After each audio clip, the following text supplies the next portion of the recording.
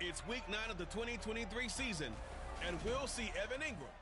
It was a nice line for him a week ago, reaching the century mark and scoring a touchdown. It's the Jags and the Bucks, and it kicks off next on Madden NFL 23.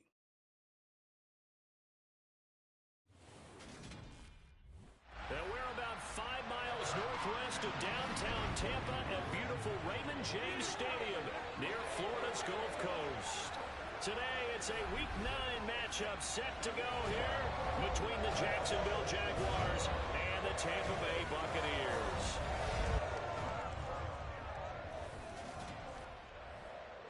Hi again, everyone. Brandon Gaudin alongside Charles Davis. And Charles, you take a look at this Buccaneer ball club. They've certainly found their groove of late, winners of 5 in a row. And I think the sky's the limit for this team. They're playing the best football that they've played in a long time. Meanwhile, for the visiting Jaguars, they've been playing well, really well. Winners of 5 of their last 7, but losers last time out.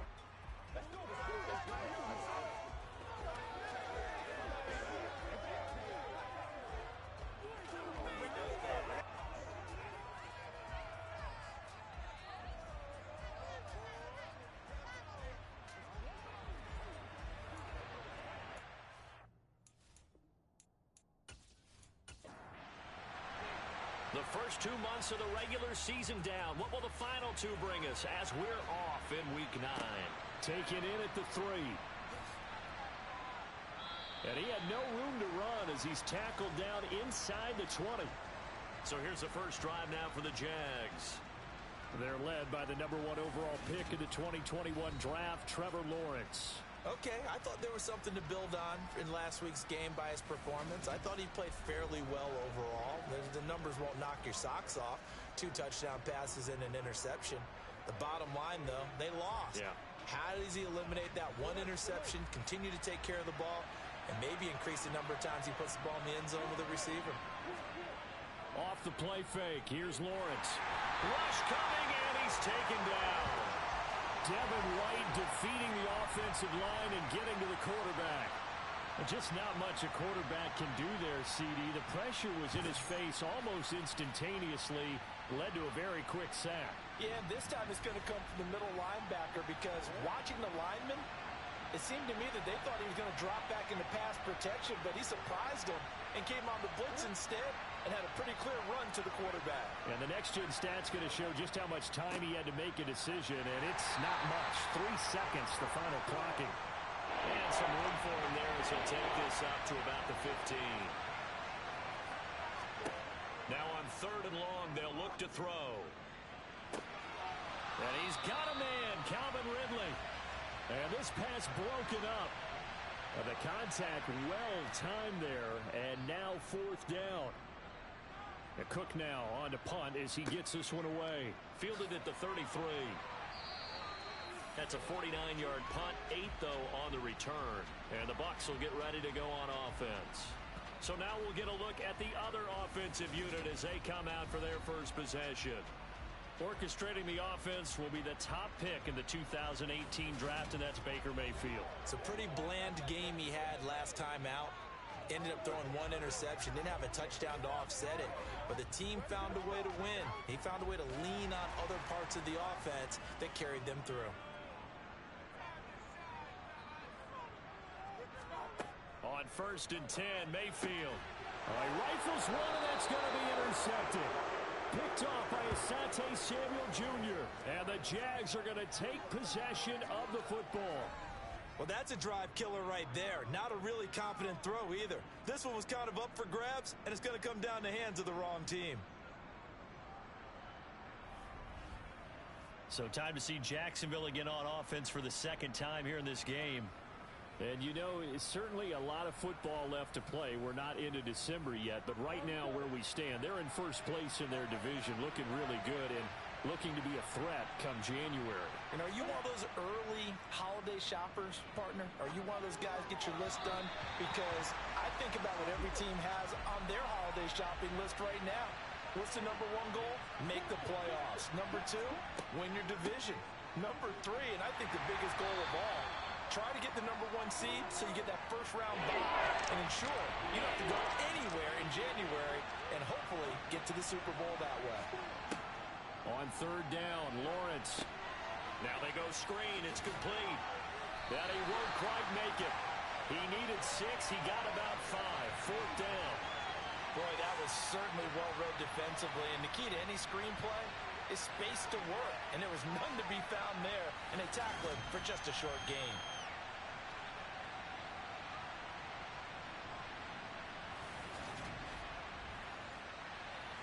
Now McManus will line up for the field goal. On the right hash, officially this will be a 51-yard attempt. And this one is no good. He missed it. And this will remain a scoreless game. Everything looked good. Good snap, good hold. Sometimes, though, the ball just doesn't want to go where you want it. And this one winds up no good.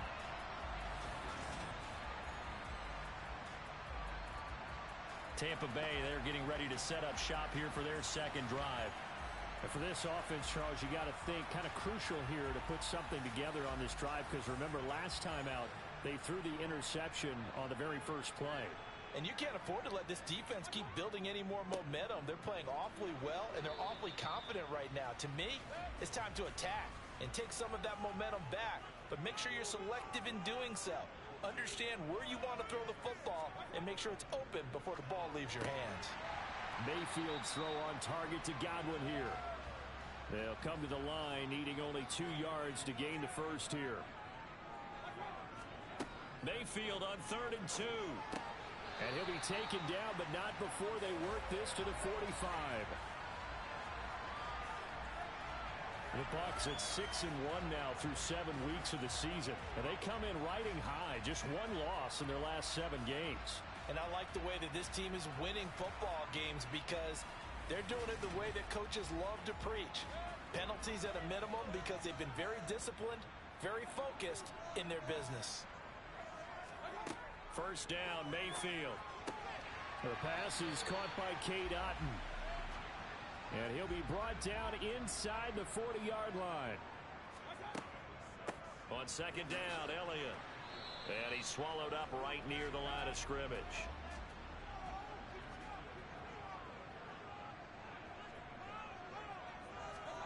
Mayfield.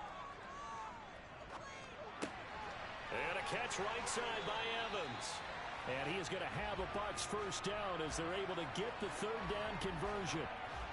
Well, they brought the pressure, and that meant man coverage behind him, so he's still able to complete the pass. Even as he took the hit. And that's what you have to do, because I was just talking with a coach the other day, and he said, look, it's not always going to be pretty back there.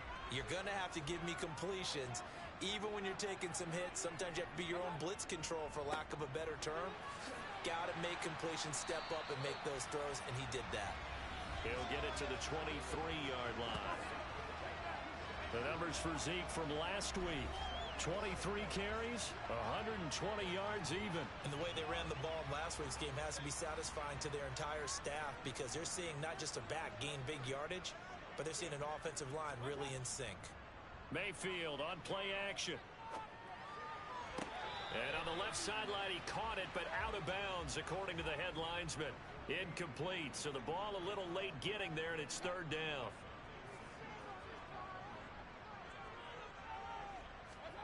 Third and short yardage, Mayfield. He finds his target, it's Evans. And he is going to have the Buccaneers first down, and he was able to get it by plenty. A gain of 8 on 3rd and 3. So he turned to a trusted, familiar face in that third down situation. It paid off. Yeah, you go to your veteran receiver in that spot, so you can't underestimate him when he's on the field. Defensively, make sure you know where he is, because he understands how to get open in key situations. Line of scrimmage, the 15. It's 1st and 10. From the red zone now, they'll look to throw. Here's a quick pass. He's got Chris Godwin. And they corral him just a couple yards shy of the end zone. The pickup goes for 13 and sets him up 1st and goal. And coming into this ball game, this was an offense that wasn't just talking about the notion of ball control. They were preaching it. They want to win the time of possession battle, and they've done so here. This drive's taken up quite a bit of the first quarter. Now they are set up 1st and goal. And again, it's Mayfield. And this is going to be intercepted. And the Jaguars are going to get the football here as the ball will come out to the 20. CD, when he went to throw that, I'm not sure if he just didn't see where the defense was. Whatever the case, not the throw you're looking for on 1st and goal. Not at all, because, look, let's face it, that close to the goal line, if you throw an interception, is going to hurt on any down. But really, the only down you can kind of live with is if you do it on 4th down. The first 3, if you don't have it wide open, just get rid of it. Make sure they can't get it and live to fight another down. 1st and goal, and you throw the pick, not good at all. Now Lawrence on 1st down. And he wisely will throw that one away. After the incompletion, they'll try once more from the 20-yard line on 2nd and 10. Now Lawrence to throw. He'll get this one complete to Zay Jones. And he's got it past the 30 before he's hit and dropped.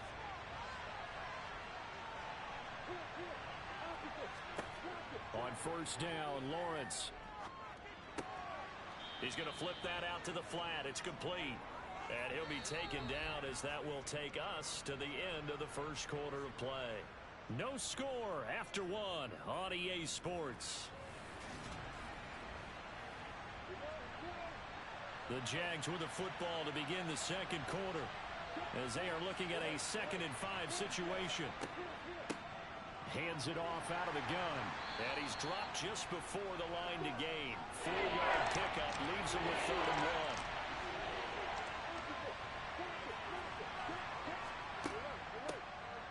Here's a handoff out of the gun. And he will have a Jaguars 1st down. At least it would appear that way. He didn't get it by much, but yes, they do get the conversion on 3rd and 1.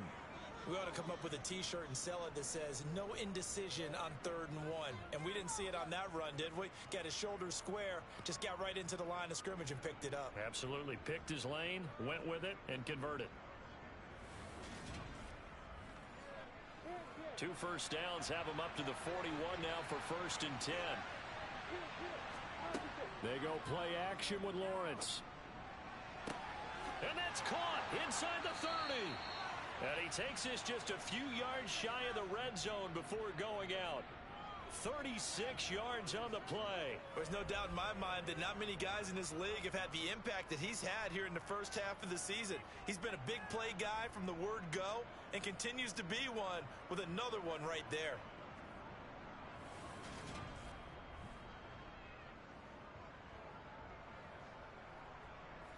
So the big play gets him all the way down to the outskirts of the red zone here for 1st and 10. One back in the backfield, he'll get the carry. And he still has yet to get on track in this first half as they're going to stop him behind the line. 2 yards the loss, 2nd and 12. The running lanes have definitely not been there for him here in the first half, and I don't think it's all been his fault. His offensive line hasn't given him much space. A loss results there. A rare misstep on that last play because the drive has been strong, but now it's 2nd and 12. Now Lawrence. Over the middle, and it's incomplete. The offense on 3rd down, just 1 for 3 thus far. This is 3rd down and 12. Looking to throw, Lawrence. Steps away to his left. And he's left with no option here but to throw it away.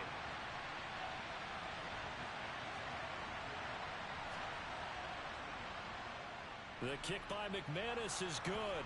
And the Jaguars grab a 3-0 lead. So the defense able to force the interception, and the offense working their way into field goal range and able to get 3 out of it. Yeah, and give them credit for that. They took the ball, maneuvered it downfield, and while they couldn't get exactly what they wanted, which was a touchdown, they did get 3 points out of it, so they paid off what the defense gave them. Both sides will be thrilled with that. And he'll be brought down right on the chalk of the 20. Back now comes Tampa Bay. As the offense comes out here, Charles, remember they threw the interception last time out, but they were moving the football down the field. Looked like they were going to have a sustained drive that ended in points, but then the pick ensued. And because of that, there's no way you can call the last drive a success. Yes, there are things to build on because they found some play calls that work. Now, they've got to build another drive and find a way to avoid the turnover that plagued it on the last one. The drive starting with a first down, 11 yards on that pickup.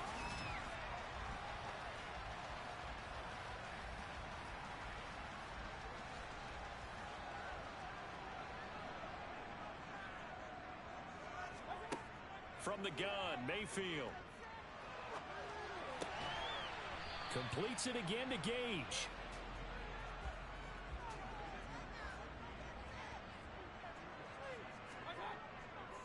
Inside give to Elliott. And he'll push ahead for about 3 to the 36. They'll need 5 on this play to move the sticks. Now Mayfield. And the throw there going to be incomplete. 4th down, so Jake Camarda is out there. He was only asked to punt once in the victory last week as he sends this one away. And a nice special teams job here. This is going to be down inside the 10 at the 7-yard line.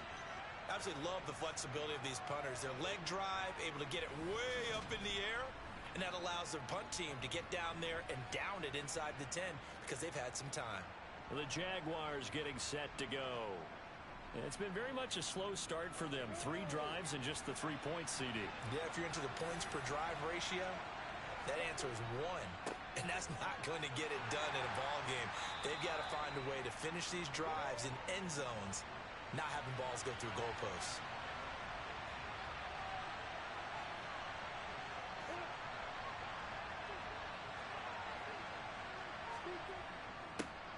And they'll give him another shot here on the ground. And he is met quickly in the backfield. Down he goes, folded like a lawn chair. Now Lawrence. This one complete to Christian Kirk. Finding space at the 40. And he will step out of bounds, but not before he's all the way across the 50. A big 3rd down play there for the Jags. 42 yards. Now that one hurts defensively. They force him into 3rd and long, had the advantage, yet they give up the big play right there. Yeah, their offense was already warming up on the sideline, ready to come out. So much for that 3 and out. So the line of scrimmage moves all the way across the 50 now as they come up 1st and 10. Here's Lawrence to throw. And he will find Ridley. That's complete. And they're going to get this down to about the 37.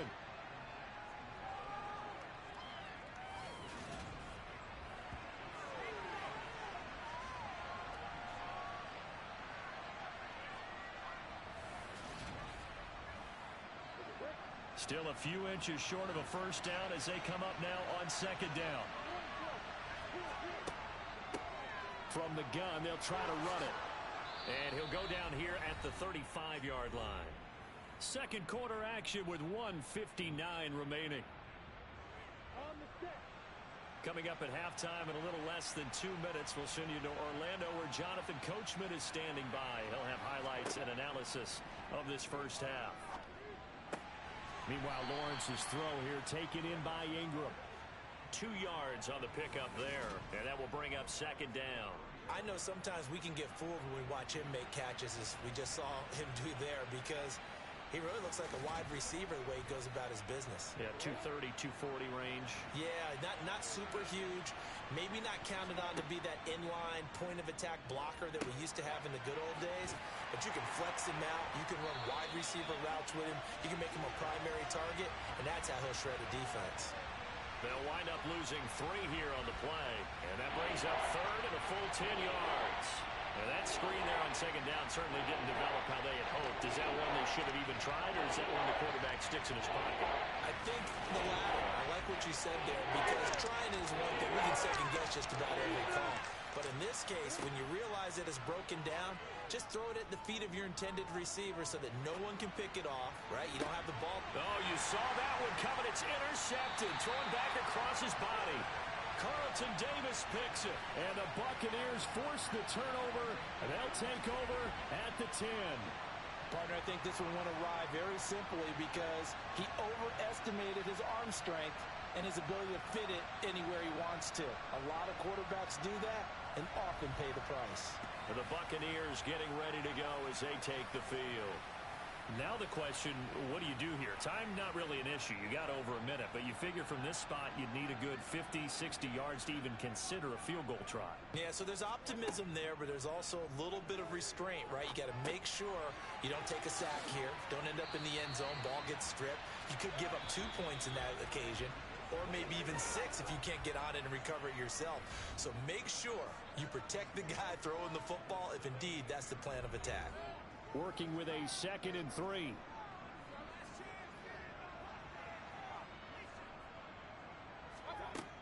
To throw, Mayfield. He's going to have the hook up to Gage. And he works it across the 25 before being tackled. The Bucs going to go ahead and use the 2nd of their timeouts, as the clock will stop with 55 seconds to go until halftime. And now a throw on first down there, but it's incomplete. So now they'll come up on 2nd and 10, once again from the 28. Going to the air again with Mayfield. Airing this one out for Evans. And that will be incomplete. Tried to dial up the long one way out there, but it'll be 3rd down. On 3rd down, Elliott. And they'll get him down at the 34, and he's going to be short of the first by a few yards. Now a timeout called for by the defense as they stop it here with just under 40 ticks to go in this first half. Here's Jake Camarda now.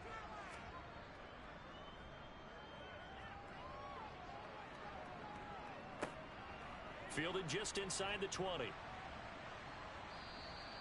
A very good punt, but a 16-yard return. And the Jaguars go on offense, 1st down and 10. The Jaguars ready to go on offense for the final time in this first half. And you wonder if they'll just take this 3-0 lead to the locker room. Try to shake off the interception. He'll look to throw. Finding his safety valve here. That's complete.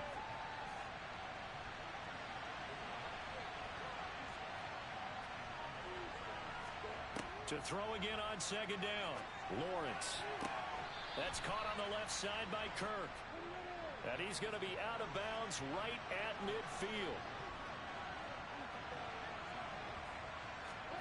From midfield now, Lawrence. And one more time, here's Kirk. Now a timeout signaled for, and they'll get it with 10 seconds to go before halftime. Back-to-back receptions for him, and it's another 1st down.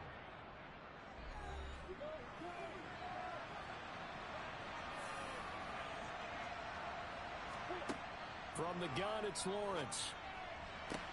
Sideline throw, it's complete. And a nice job there of keeping the toes inbounds.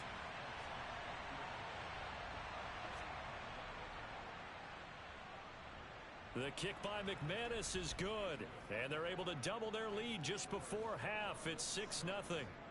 So they're able to end that drive with 3 points in this one-possession ball game. And ideally, you want to end every drive with points. Most quarterbacks would tell you, let's end it with a kick, right? A PAT, that's number 1. Field goal you'll take. Punts, you really don't want to do that. In this case, they'll take the field goal and get prepared for the rest of the game.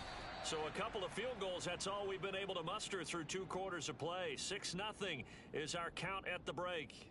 As we toss it an hour or so east of here to Orlando, it's Jonathan Coachman with our EA Sports Halftime Report. Okay, all right, Brandon, thank you very much. Hi again, everyone. Let's get you caught up with what's going on around the NFL as we are officially into the second half of the season.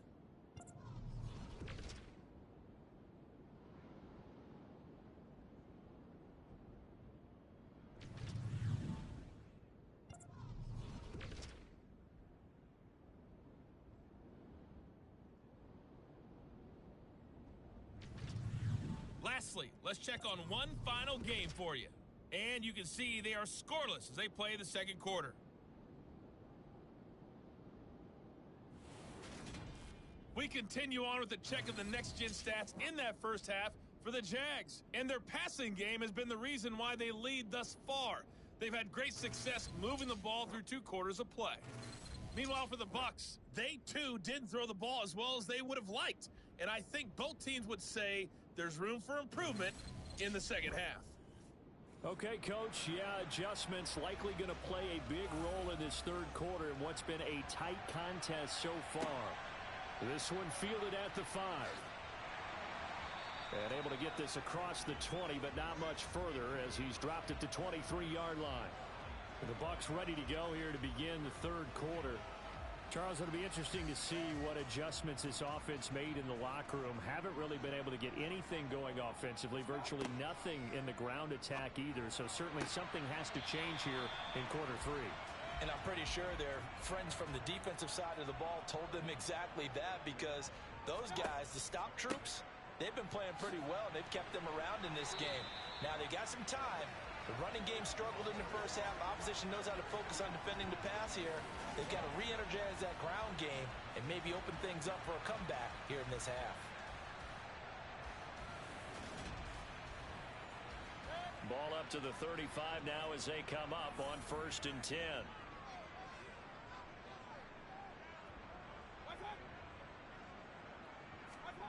Throwing, Mayfield, and he's going to have the connection to Foster. So just 3 yards on the completion there, and it'll be 2nd down. Here's Mayfield. Throw right side, taken in by Godwin. So they just need 1 yard here to pick up the 1st down. They'll try and run for it with Elliott. And they will touch him down, but not before he gets the 1st. Give him 2 on the play there. And the Buccaneers are going to have a 1st down. I have to think a major focus of the halftime meetings had to be figuring out how to create space for the running game to get operating. Well, what you pointed out to me at half seems accurate. That line has struggled to sustain blocks. Yeah, I would agree with that totally. They've got to focus on staying on their double teams at the first level, make sure that block's secured before they slide off and try and chip someone at the second level. On 1st and 10, Mayfield. Gets it out quick. It's Gage on the slant. And the tackle going to be made at the 38. Couple of 1st downs right in succession, and this is an offense that could really use a good drive, and they're off to a fast start here.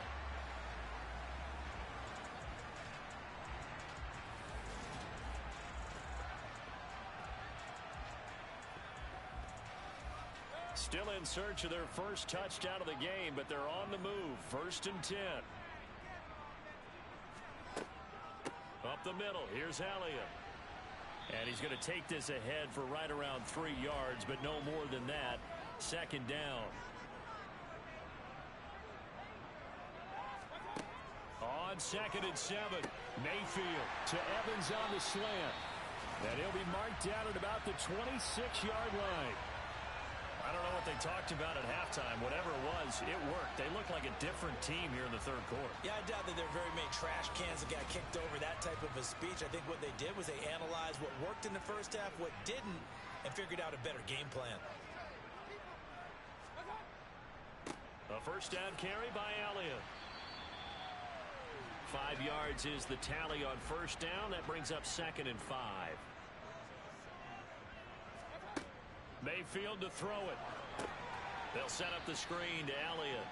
And he will lose yardage and be backed up to the 24. It'll be a loss of 2, maybe 3 on the play. And that's going to set up a tough 3rd and 9. Well, it looked like the defense, they were ready for that one. Really left him almost no room to work after catching the ball. He could throw every move in the book at him. They were there, and they tackle him for a loss. They'll come to the line here needing 9 yards to pick up the 1st. On 3rd down, Mayfield. Back to Elliott, and he's got him again. And they're going to mark him down short, maybe by about a yard, if that. They'll wind up getting 7 on the play, and that's going to bring up a 4th down. Well, it looks like they got what they wanted. They got the completion, but they weren't able to break any tackles or gain nearly enough yardage to pick up the 1st down. Now to be 4th and short.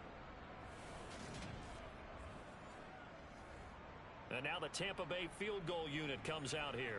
This will be a 34-yard attempt.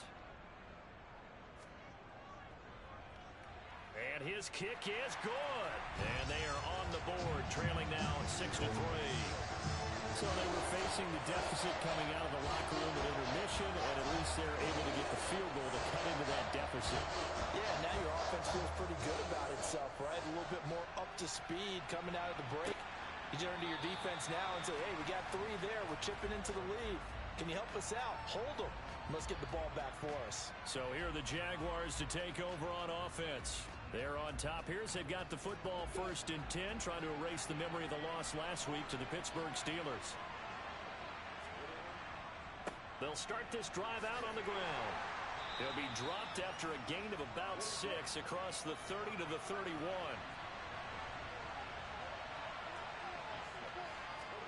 From the 31, Lawrence. And completes it to Kirk over the middle. Lawrence finding Kirk there for the Jaguar first.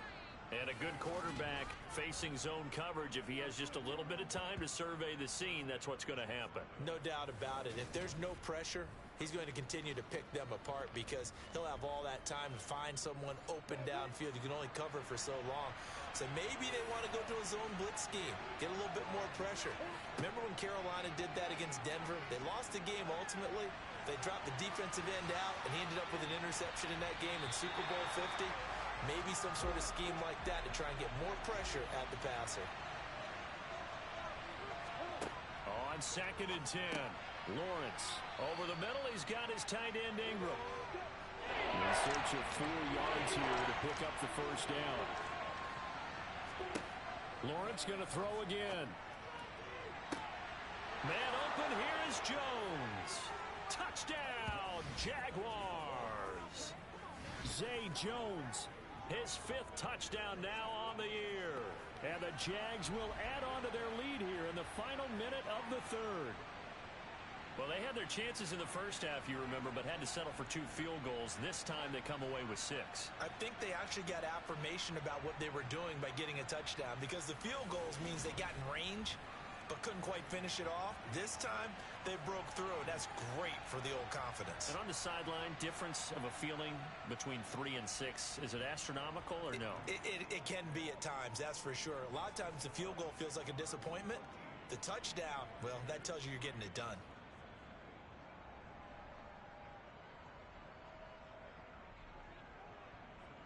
After the touchdown, Cook now to kick this one away. This will be fielded inside the 5. And he'll take it a yard or so past the 20, call it the 21. And Tampa Bay trots out there now.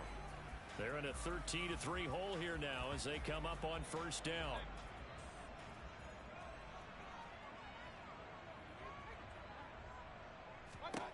Mayfield looks to throw. He'll get this out wide here to Elliott. And he'll get this up past the 25 before he's out of bounds.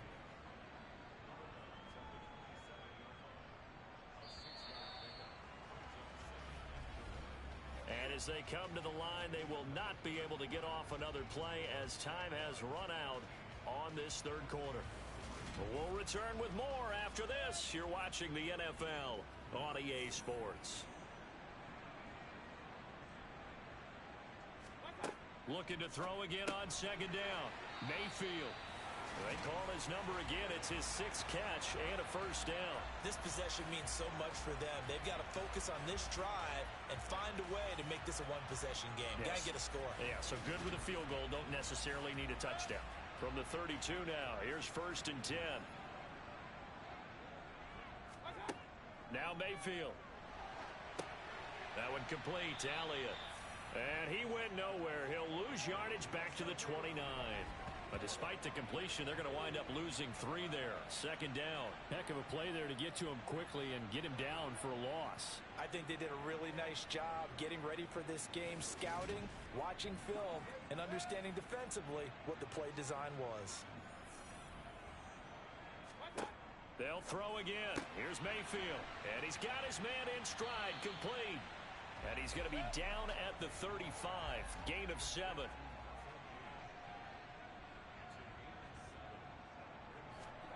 Mayfield from the gun on 3rd down.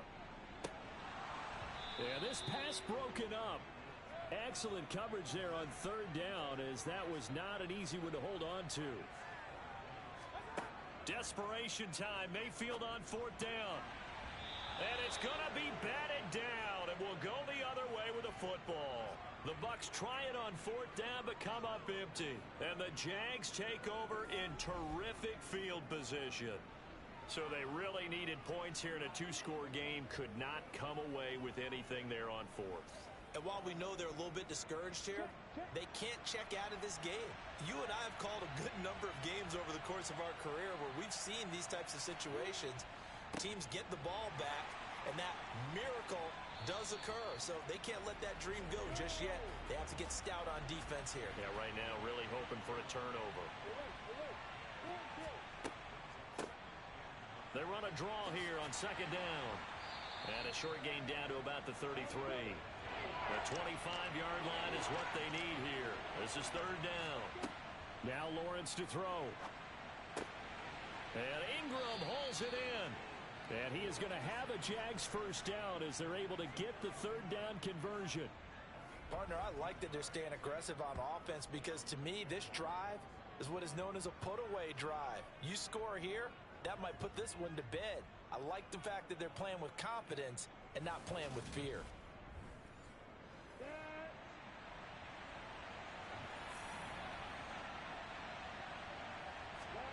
Now Lawrence on first down.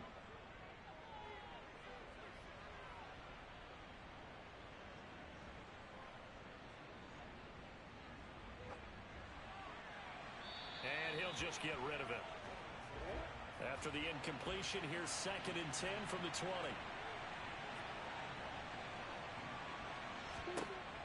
From the shotgun, Lawrence.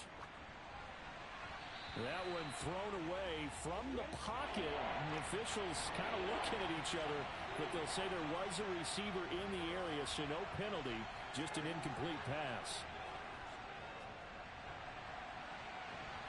And he's going to have to eat this one as down he goes. Shaquille Barrett, he's the one to get him, and that is sack number 7 for him on the year. He's known for his legs and his fancy footwork, but he's not getting much of a chance to use it here. The defense continued to hold the upper hand by bringing him down on that play.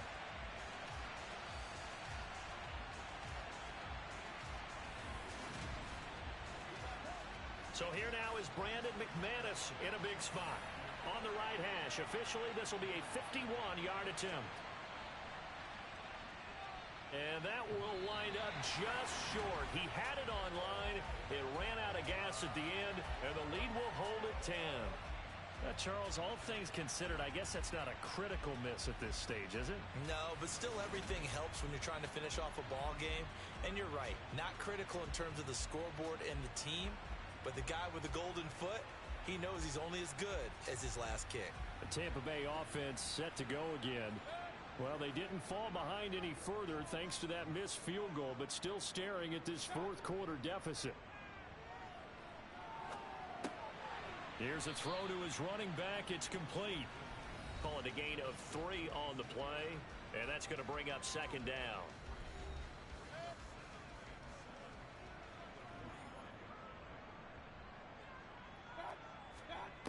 Mayfield. That's complete to his receiver, Godwin. The Bucs on third down. They're at 50%, 4 for 8. Here it's 3rd and 3. To throw, Mayfield. Otten brings it in over the middle. And he is going to have a Bucs first down, and he's going to have it by plenty. Able to get 8 yards there on 3rd and 2. Mayfield with it once more.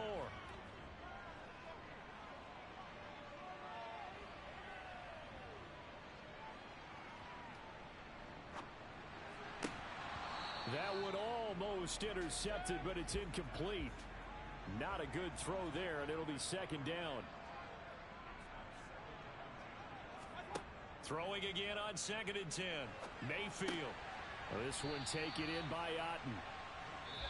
And he's going to be taken down just shy of the 35. 2 minutes left to play in this football game here on EA Sports. And the Jags, Charles, I think they're in the dime here. Covering a lot of field. Here's Mayfield. And that will be incomplete. So on fourth down, out trots the kicker in a big spot here. From the left hash, this from 53 yards out. And he put enough leg into it, but it's well off to the right and no good. And they will not cut into that 10-point lead. And that one, just an absolute killer. A chance to get this back within one score. All hope not gone yet. But at the same time, you're exactly right. They needed to get back within one score and have a motivated defense take the field in order to get it back for them for one last big drive. Now this offense back out and set to go for their next drive. Now they are really in the driver's seat here, enjoying this lead late in the fourth quarter. The defense does have all three timeouts, but at this point, doesn't look like take this ahead for about 4. Second down coming up. Well, hang on here a second. Looks like a Jaguar in some obvious discomfort from that last play. Well, now they're going to come out and take a look at this injury, and we'll be back in a moment. The run got 4. Now they deal with a 2nd and 6. They'll try and run some clock here as they keep it on the ground. And a good run here as he'll rumble all the way down to the 40-yard line. Now the Bucs going to use the first of their timeouts as they'll head to the sideline and talk over what to do next. On 1st and 10 is Connor. On a nice burst there as he'll take this inside the 30 to the 28-yard line.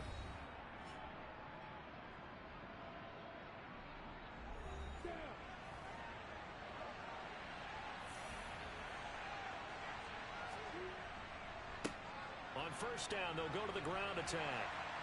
Down at the 25. Now the defense will burn their 3rd and final timeout as they'll talk things over prior to this upcoming 2nd down play.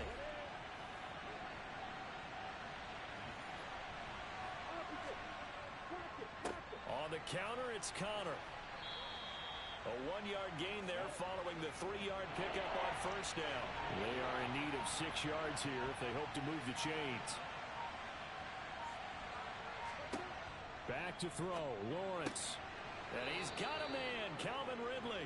And he will have a Jaguars first down as they're able to get the 3rd down conversion.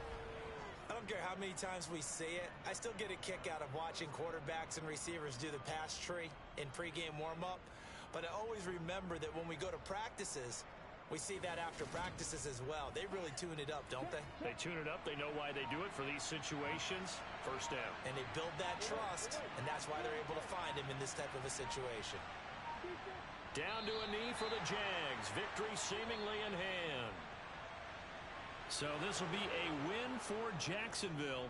And they were spurred on by a strong performance in that fourth quarter as they held their opponents off the scoreboard. Everyone wants to pitch a shutout for the entire game, but when you throw one in the fourth quarter, that tells everyone that you're getting stronger and dominance is starting to take over, right? The way that you close, the way that you finish, that gets preached to you from the time you're playing Little League football all the way up through.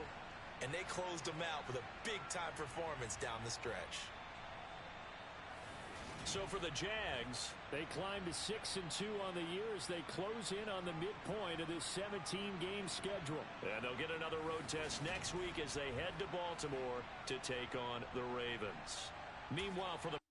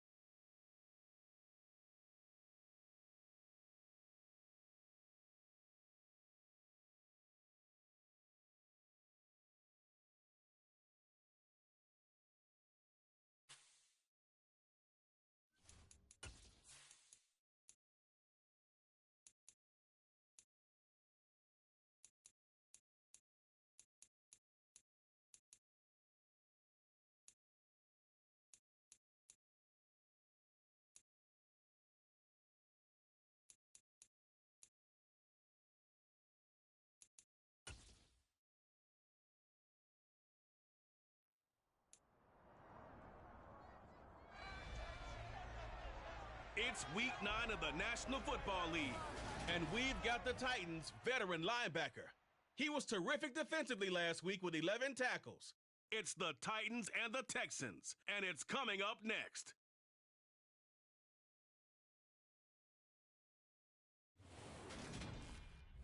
Just off the east bank of the Cumberland River and across the water from the Tennessee State Capitol building, there's a look at Nissan Stadium in Nashville.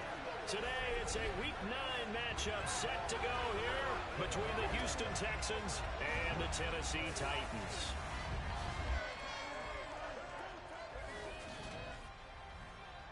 Brandon Gunn with my broadcast partner, Charles Davis. CD, you look at the Titans in this matchup, and this is going to be a heck of a chess match. This offense against a defense that will take no prisoners out there. It's going to be a big-time battle, and I think that both of these teams have that mindset of, we're going to do what we do and make the other guys react to us. And we've definitely got a couple of headstrong coordinators who won't back down from a challenge. So this will be a battle of wits as much as it'll be a battle of brawn.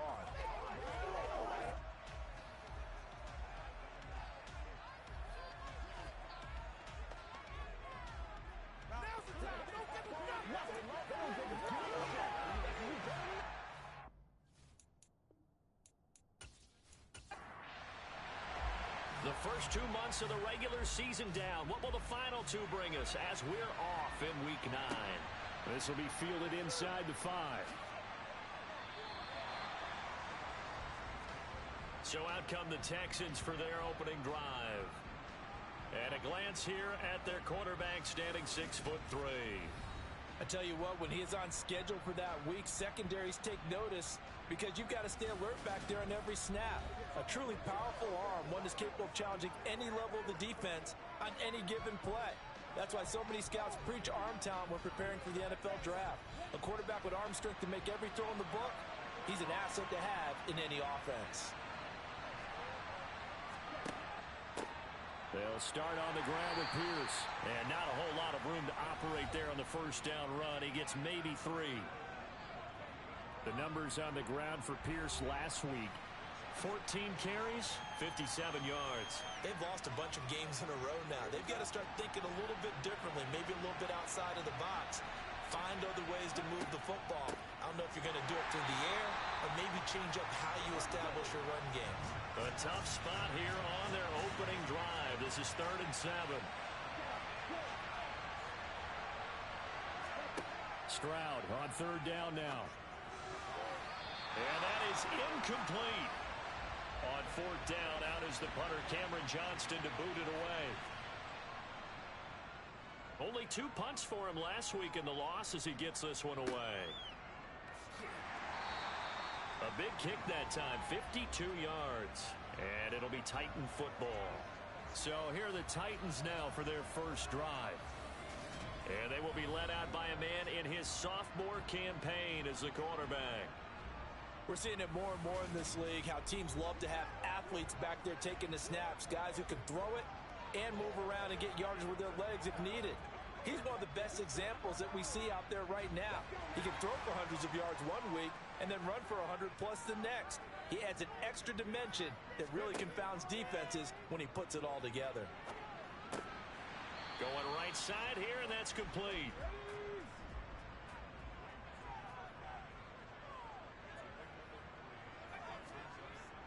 On play action, they'll throw. It's incomplete. Took a shot, couldn't connect.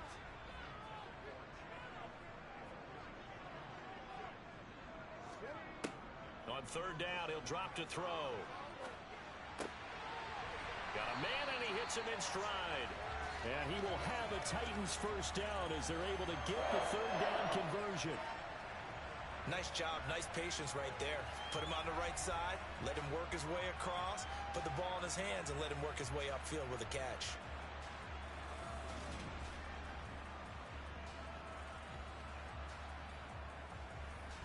Ball up to the 35 now as they come up on 1st and 10.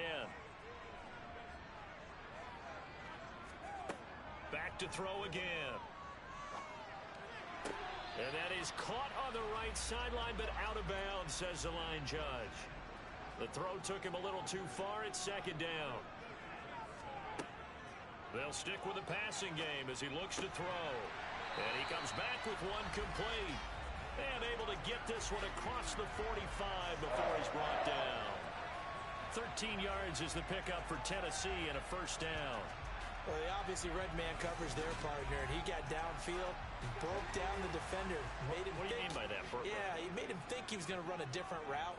Probably thought he was going to take it upfield. Then he curls back inside for the completion. Now a throw here to his running back. And he'll be taken down, but not before they work this to the 45. The Titans at 4-3, a game over 500. Charles, they were losers last time out. What do you think they need to do differently here? Well, I don't think it needs to be as drastic as burning up last week's game tape or not watching it, but the attitude has to be what's done is done. Let's move on. Put that one behind them, galvanize themselves, and go forward and get a win in this one. It'll be a gain of 6 that time as it moves the chains as well.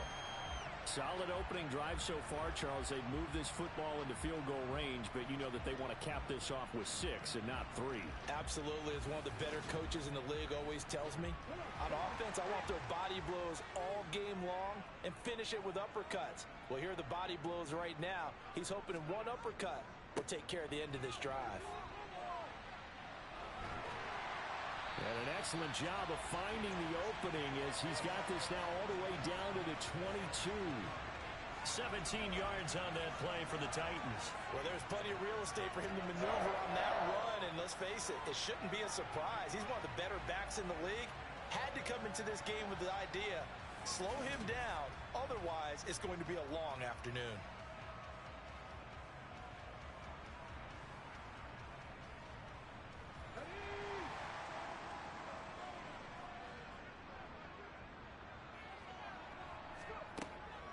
They keep it with Henry on first down.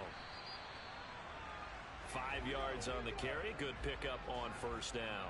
After the pickup of 5, here's 2nd and 5.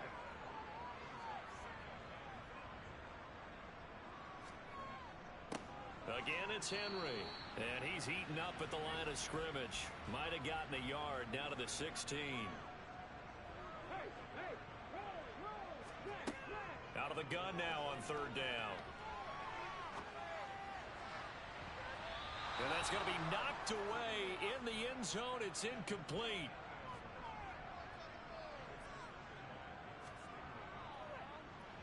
And his kick is indeed good. And the Titans hit the scoreboard first. It's 3-0. So pretty good opening drive. That'll make the home fans somewhat happy. They wanted 6, but they got 3 in the early lead. And they should be happy. The guys look good getting down the field. That's got to give them a little bit of hope that good things are in store here today for them. This will be fielded inside the 5. And not much happening on the return as he'll get this to about the 23. So now we get set to see Houston for their 2nd drive of the ball game.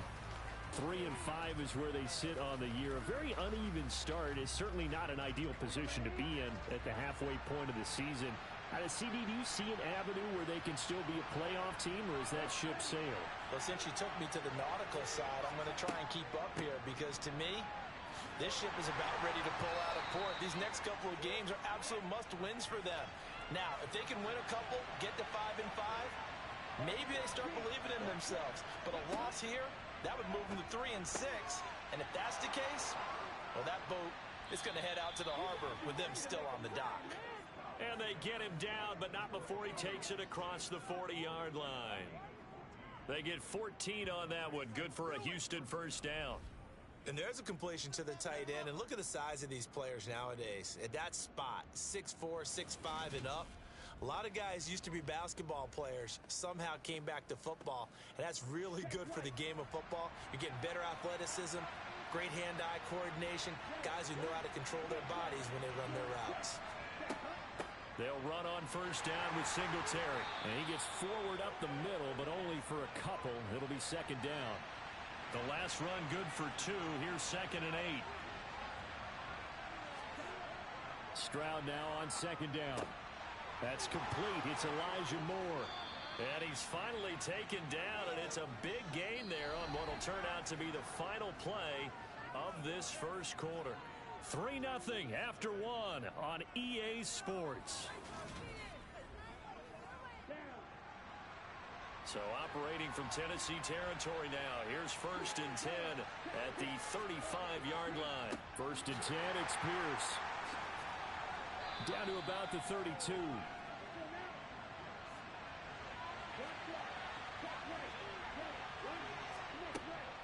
Singletary here running out of the gun. And only able to get 2 here. Stopped at the 30. Play number 7 now coming up on the drive. 3rd and 5. From the gun on 3rd down, here's Stroud. And the open receiver, it's Robert Woods. And he's just going to be short here, barely. Maybe by a half a foot. It'll be 4th and inches. So much about offense is what you call hidden yardage. You know, you throw the ball to someone, they catch it, and then they can make a big play. You know, they create a play, run after catch. They did a really nice job there of limiting that and keeping him from a 1st down. Yeah, stopped him in his tracks. Now Jason Sanders for the field goal try. This from 42 yards out. Sanders' kick is good, and that will tie us at 3-3. So they're content to take the 3. Somewhat of a conservative call there, opting not to go for it on 4th and inches. And that's from a team that you and I know is not usually playing it close to the vest. It's a little bit of a surprise that they opted for the 3 instead of going for it. This one taken just inside the 10. And a good return as he'll be stopped just shy of the 30-yard line. The Titans coming back onto the field for their 2nd drive.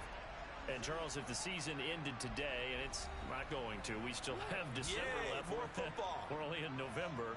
But they would be a wild card team. And that's great. They'd be in the playoffs, but you know they're trying to bump up to be one of those division leaders. That guarantees you at least one home game in the playoffs, and that's what you're really seeking.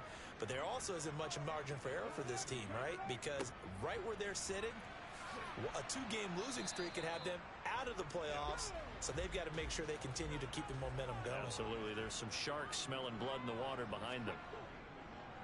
On 3rd down, Henry.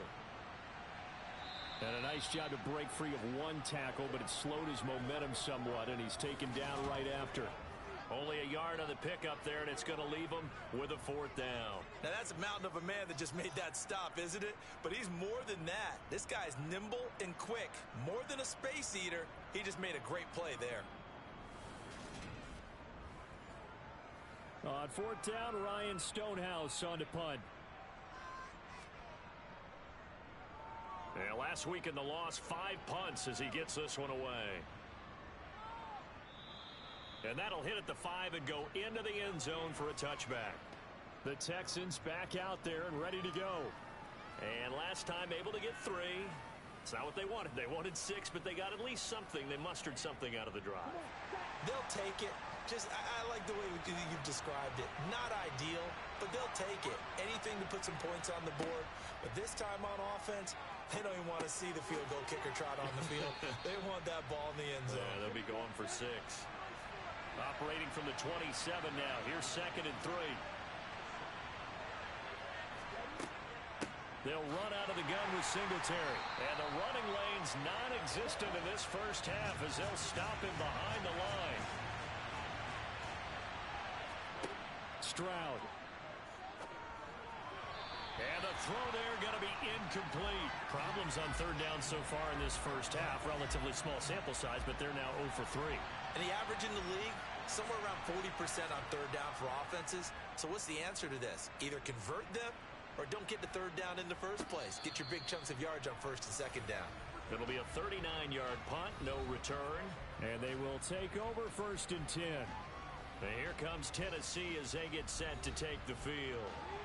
As we eke closer and closer to intermission, Charles, remember last time out they punted.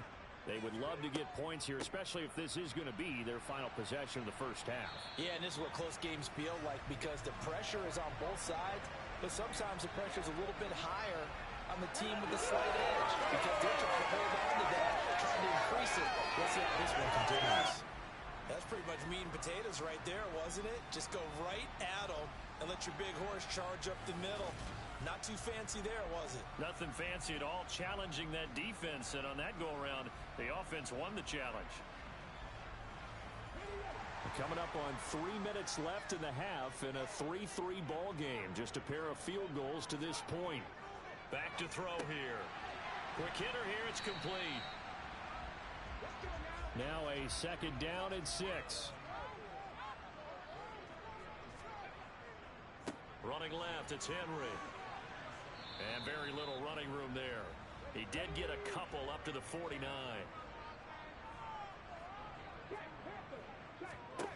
Now back to throw. Eluding the pressure right. And he'll just toss it away. So he throws it away, and that brings up 4th down. Here's Ryan Stonehouse now, as he'll punt it away for the 2nd time. And he gets it away, a directional kick going toward the sideline. The Texans offense now, they get set to head back on the field here. These guys definitely hoping for a better showing than their last appearance. They couldn't really even move the football much beyond the shadows of their own goalpost, Charles. We'll see if they can get a better, more sustained drive going here. Yeah, and every team that we ever talk to says the exact same thing. When you start a drive from that deep in your own territory, the goal is a minimum of at least 2 first downs, because even if you have to punt then, you change the field position, right? You flip the field a little bit. They didn't get that. He rifles one that's intercepted. There he goes left side. And he will take this one home. It's a touchdown.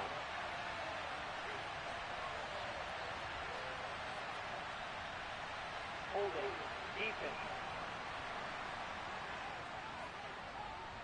And they will elect to decline the penalty. Everything turned out the way they wanted it to. No sense in even having to take that one. Hence the decline. The call is to go for 1 and kick the extra point. And it is up. And it's good. That'll make our score 10-3 now. A heck of a play there defensively, getting the interception, navigating his way into the end zone for the touchdown. So they'll get another shot on offense following that pick 6, and now the kick is away. And Hill will opt for the touchback. Heading out is the Texans offense as they get set to take over here. And Charles, we'll see what they can do here. Not a ton of time left, but enough certainly to get points out of this drive, and they need them right now because they're trailing. Yeah, this is exactly why you practice a 2-minute drill all through camp, and at least one practice each week before a game. A minute left, more than enough time to string a few completions together, reach the end zone, and then make that walk back to the locker room just a little more animated. Open man is Noah Brown. They'll wind up getting just a yard out of it, and that'll leave them with a 3rd and 2. Now the Texans will burn the first of their timeouts as they'll stop it with just over a minute to go before halftime.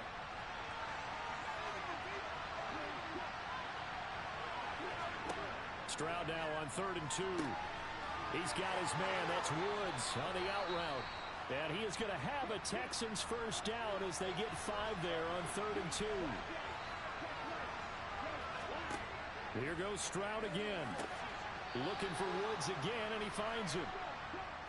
It's hurry-up mode time for the Texans, hustling up to the line. He'll get this out wide to Singletary. And he's dropped just before the line to gain. 4-yard pickup leaves him with 3rd and 1. Now hold everything here. We're going to get a timeout by the offense, as the clock will stop with 21 seconds to go here in the first half. 3rd and 1, Stroud. And that will be incomplete.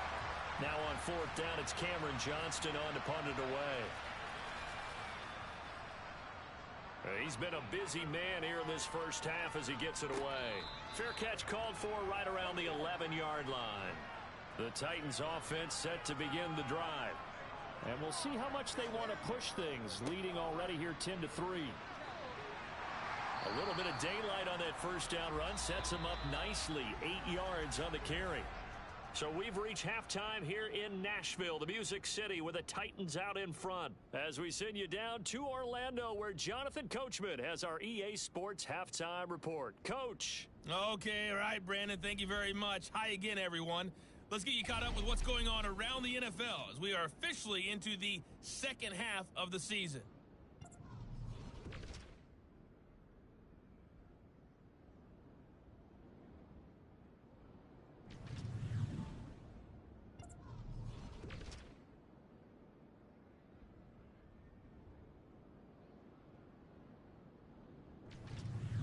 Lastly, let's check on one final game for you. And you can see they are scoreless as they play the second quarter.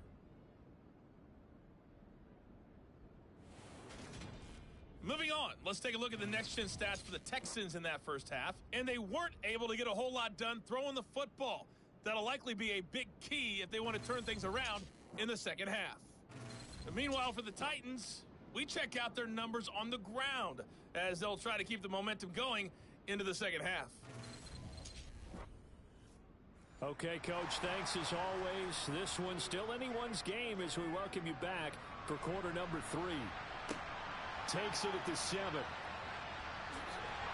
And able to take it past the 25 and up to the 28-yard line.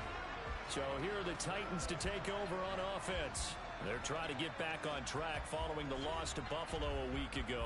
But the good news, they've got the lead right now here in the football 1st and 10. They'll try and start this drive in the air. This will go to Henry out wide.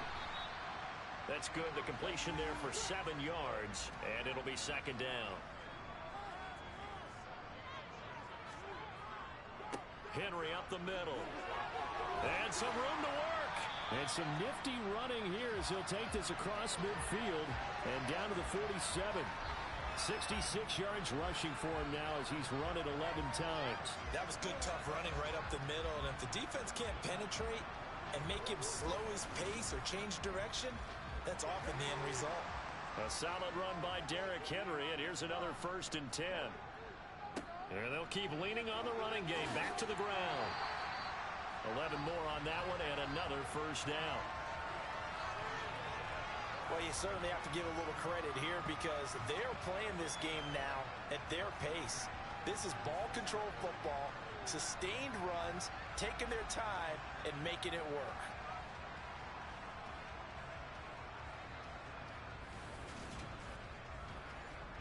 So from the 36 now, 1st and 10. They'll run it again with Henry. And he'll snag about 5 yards down to the 32. And hold on here because on that last run, it looks like we have a player who was shaken up. Hopefully, obviously nothing serious here. Medical staff, though, going to take a peek, and we'll take a break. The 1st down run got 5. Here's 2nd and 5.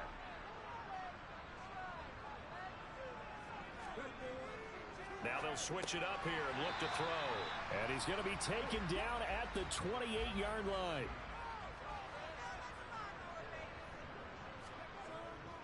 They'll try to run for the first with Henry. And he will have the 1st down across the 20 to the 19-yard line. A strong 8 yards will keep this drive rolling. And that's the big fella's MO right there. Running through tackles, keeping the sticks moving forward. This defense, if you don't bring 11 guys to the ball to try and get him on the ground, he's going to keep making runs like that. I feel the press box shaking every time he touches the rock. So here's a 1st and 10 now down inside the 20. Off the option, here's Henry. And he'll get this down only to the 18.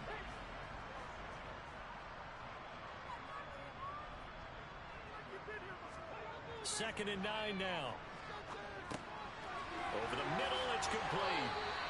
And brought down, but not before they get it inside the 10 to the 7. Just his 2nd catch of the game so far. This one moves the chains.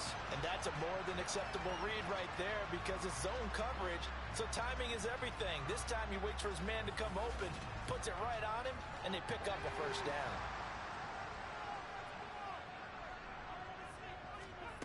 They'll look to throw. A check down here for Henry. And they get him down at the 1. He had the broken tackle, but ultimately could not get into the end zone. 2nd and 1.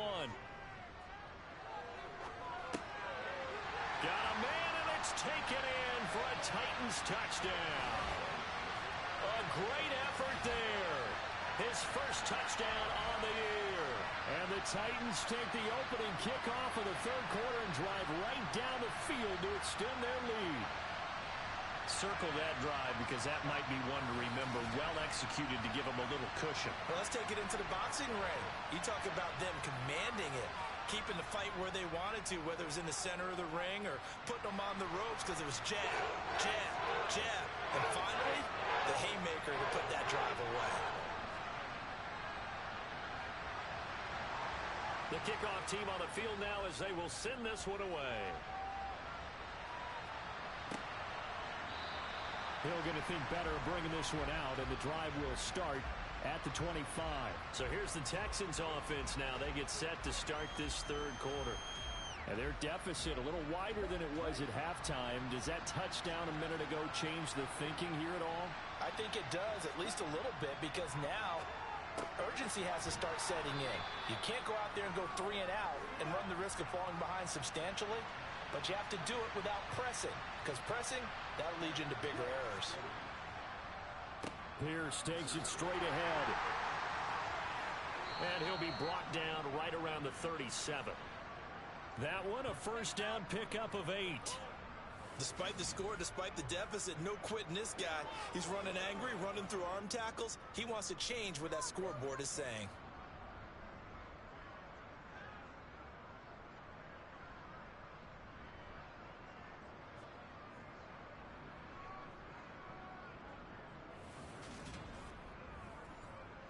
Line of scrimmage, the 37 on 1st and 10.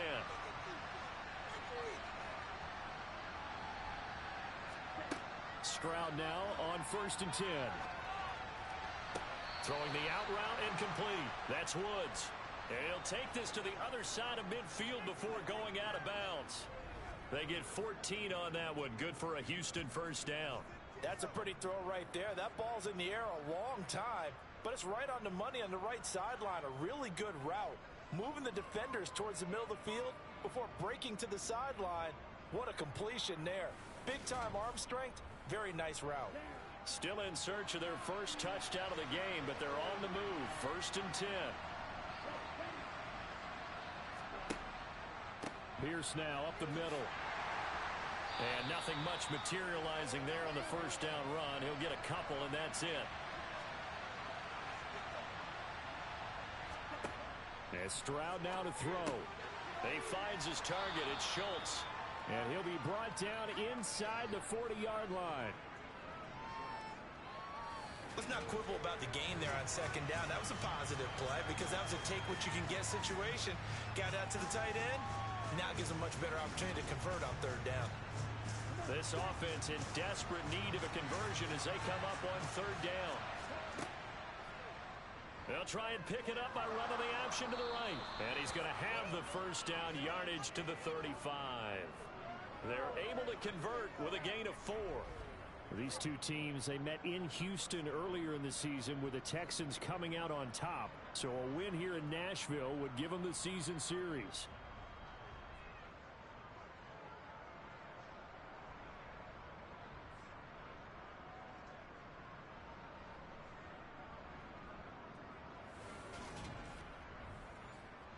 Under a minute to go in this third quarter as they come up 1st and 10. Stroud to the air on 1st and 10. He's going deep for Brown. And that is caught. Touchdown, Texans. Noah Brown, his 3rd touchdown now on the year. And the Texans are able to cut into this deficit here in the final minute of the 3rd.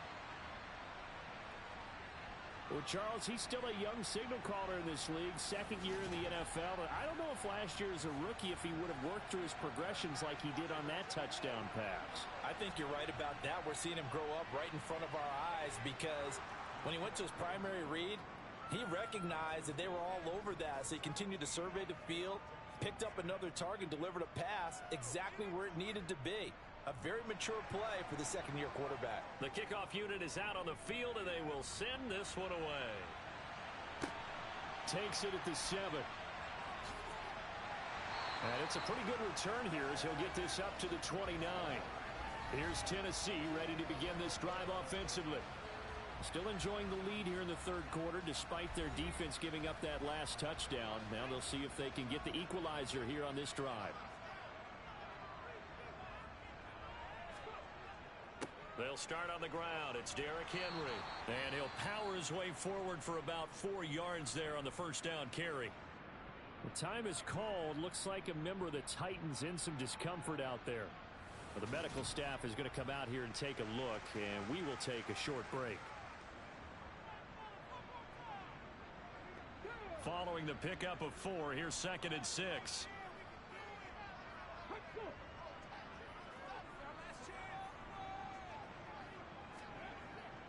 Henry will get it. He's been busy today. And the hole closes quickly. He gets it across the 35 to the 36-yard line.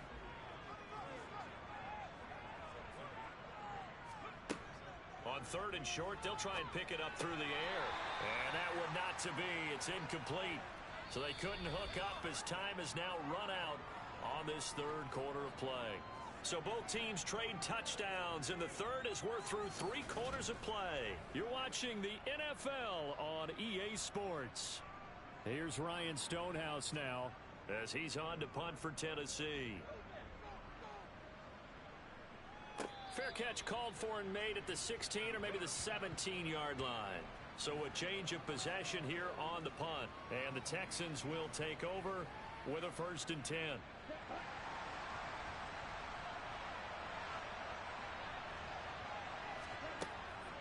On the ground, it's Pierce to begin the drive. And he'll find some space up to about the 25. So they'll come up after the gain of 7 on a 2nd and 3. Here's Stroud. He finds his man complete. That's Schultz. That one a first down pickup of 8. I got a kick out of that one, partner.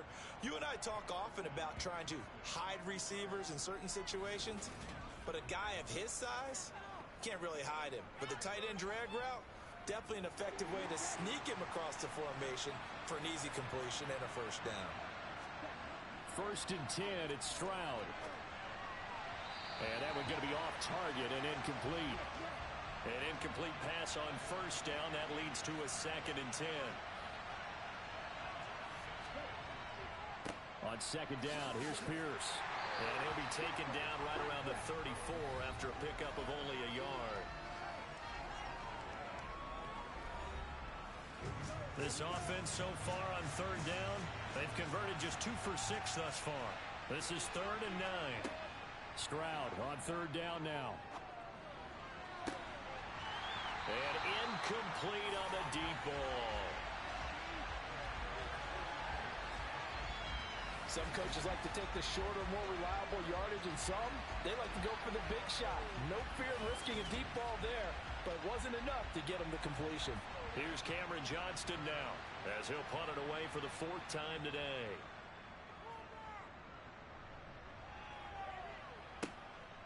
And this will be taken at the 13. And he's out right at the 25.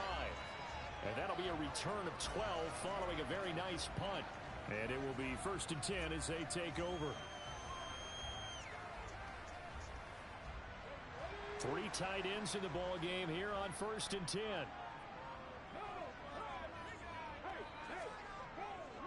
They begin with Henry. And not much to speak of. Call it a 1-yard gain up to the 26.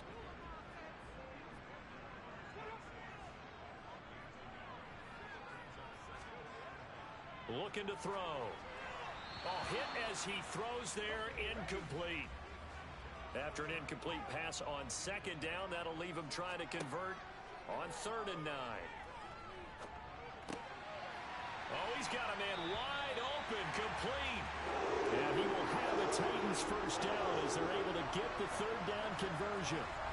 And that certainly appears to be a critical conversion right there, because not only do they keep the drive going, they take valuable time off the clock as well. They have to feel really good about that last completion.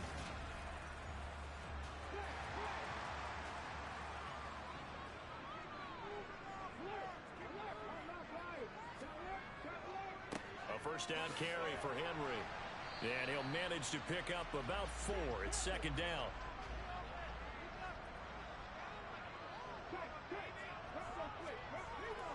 Second down, they go again with Henry.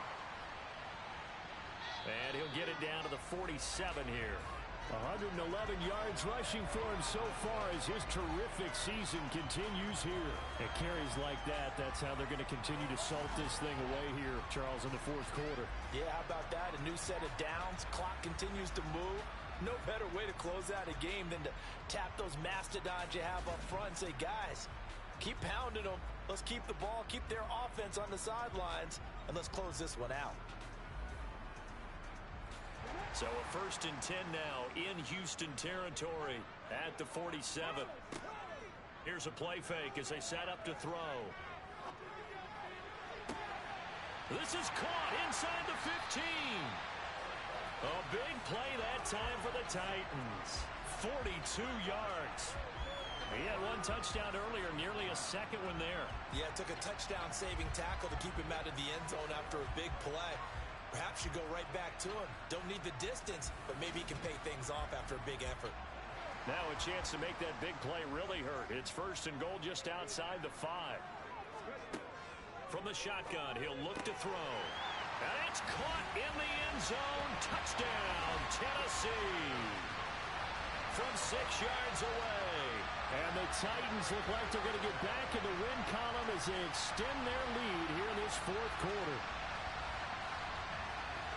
What a great drive that was. A long drive, sustained, well executed. I love what we're seeing out of him here in year 2, right? This young quarterback continues to evolve and grow.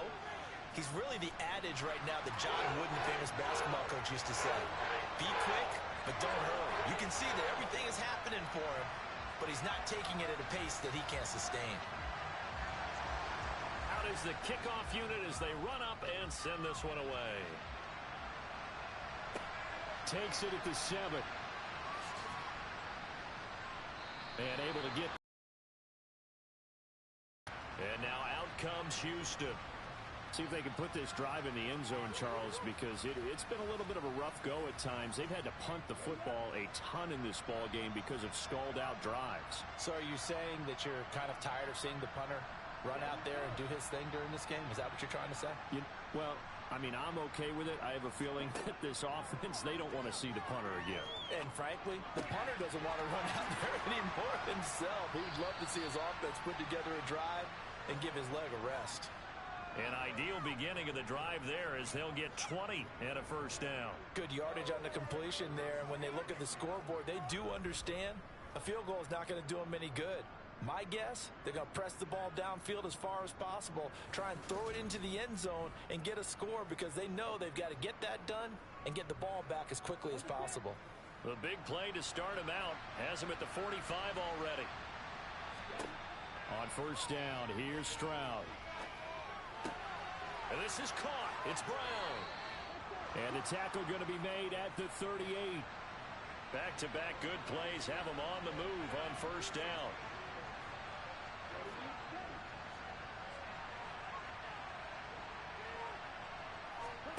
They'll throw it with Stroud here. 1st and 10. And that's caught left side. It's Woods. And they will only muster a yard here to the 38. 2 minutes left to play in this football game here on EA Sports. 38-yard line, 2nd and 9. Stroud to throw it. Another target and catch for Robert Woods. And he's going to have another 1st down as the tackle's made at the Titans' 28. Got his man complete over the middle. That's Schultz. And he's going to be marked down just outside the 10. And now a throw on 1st down there, but it's incomplete. So now 2nd and 10 after the incompletion on 1st down. Here's Stroud. He finds his man complete. It's Schultz. They'll get to the line here, but remember, it's also 3rd down. Now Stroud. To the end zone, but it's incomplete.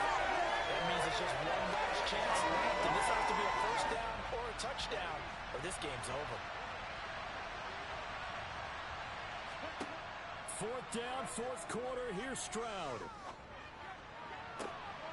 And this is caught for a touchdown. So hang on now. Things just got a little bit more interesting here in the final minute. Extra point up and good by Sanders. And now things get a bit more interesting here in this fourth quarter. So the clock shows 55 seconds to play as they line up for a critical onside kick. And this is going to be recovered by the hands team. And that should just about put a capper on this one. And he's out of bounds as he gets this down to the 45.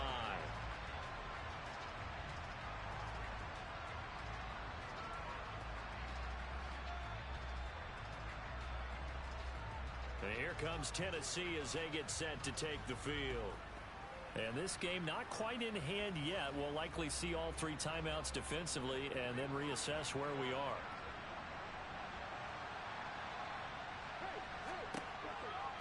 Inside handoff, Henry. Now the Texans will burn the first of their timeouts as they get the stoppage with just under 50 seconds remaining in the fourth. So they come up on second down, and they can get another run like we just saw. Would likely put an end to this thing. Again, it's Henry. Now a second timeout called for by the defense as the clock stops here with 46 seconds left to play. And the Texans have an extra defender in the secondary now on third down. Henry running right.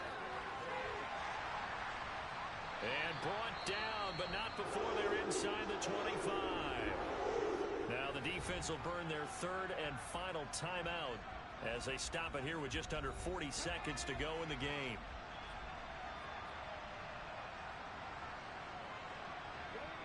One final kneel down here, and that should just about do it.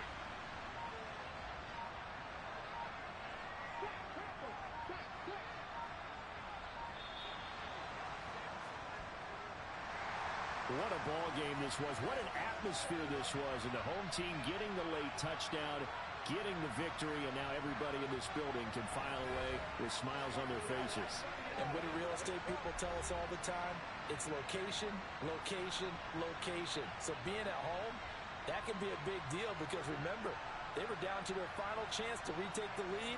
That home field advantage, I think it helped fuel all of what happened for them down the stretch. A huge win. So for the Titans, they improved to 5-3 as they approach the halfway point of this 17-game schedule. And they will hit the road next week to take on the Pittsburgh Steelers. Meanwhile, for the Texans, their season is on life support somewhat now at 3-6.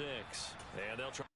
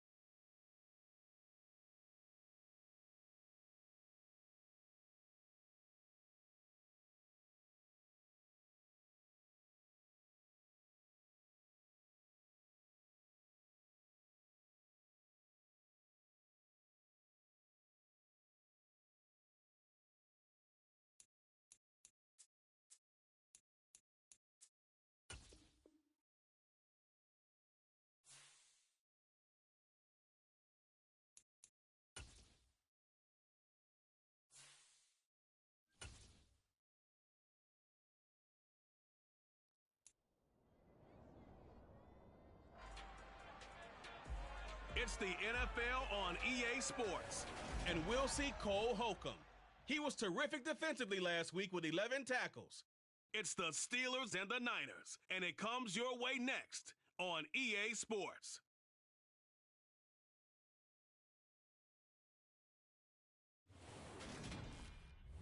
We're about 40 miles south of Candlestick Point as we welcome you inside Levi's Stadium in Santa Clara. Today, it's a Week 9 matchup set to go here between the Pittsburgh Steelers and the San Francisco 49ers.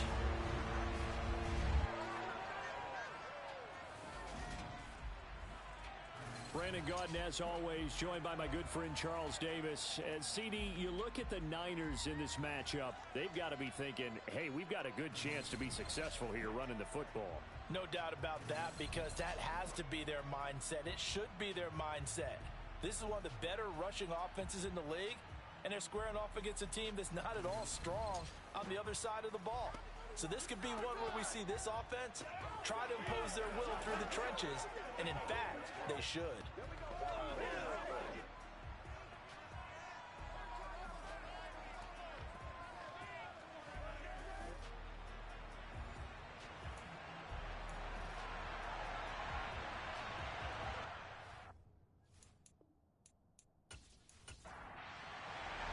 The first 2 months of the regular season down. What will the final 2 bring us as we're off in Week 9? Fielded just outside the goal line.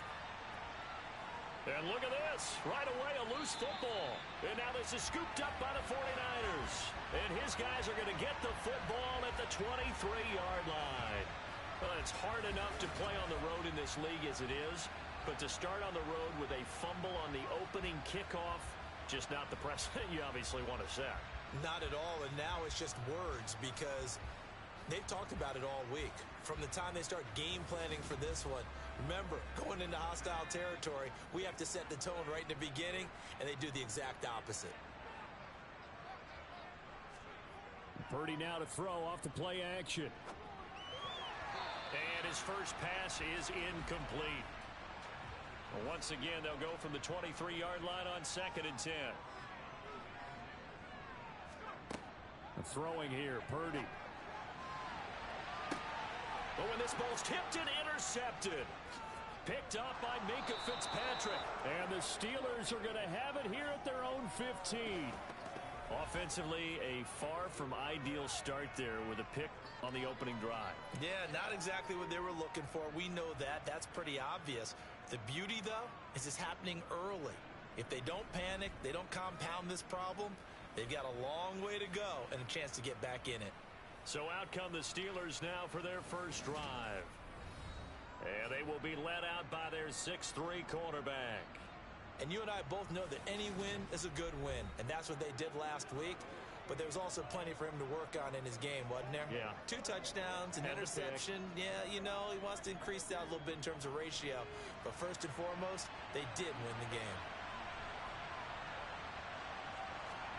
To the air on first down with Pickett.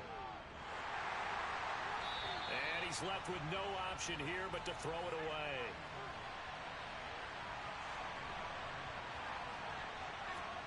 To throw once more on 2nd and 10. Pickett. And incomplete. They have to like what they've done defensively here at the outset of this drive. They forced a couple of incomplete passes, bring up a 3rd and 10.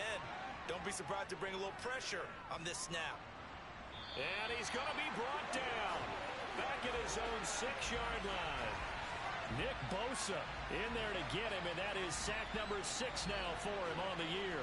They were able to win last week despite him being sacked 4 times. They might need to tighten the reins a little bit, or this one may not end in another victory. You're right about that. They can't count on just winning the game no matter what happens. They can't let the accumulation of hits and harassment in the pocket get to their quarterback. Got to stop that, give him clean lanes to throw the football in order to have a better chance to win again this week. And he's got this down a yard or 2 shy of the 40 before he's out of bounds. A 40-yard punt, 5 yards on the return. And the Niners set up well. They take over 1st and 10 on the short side of the field.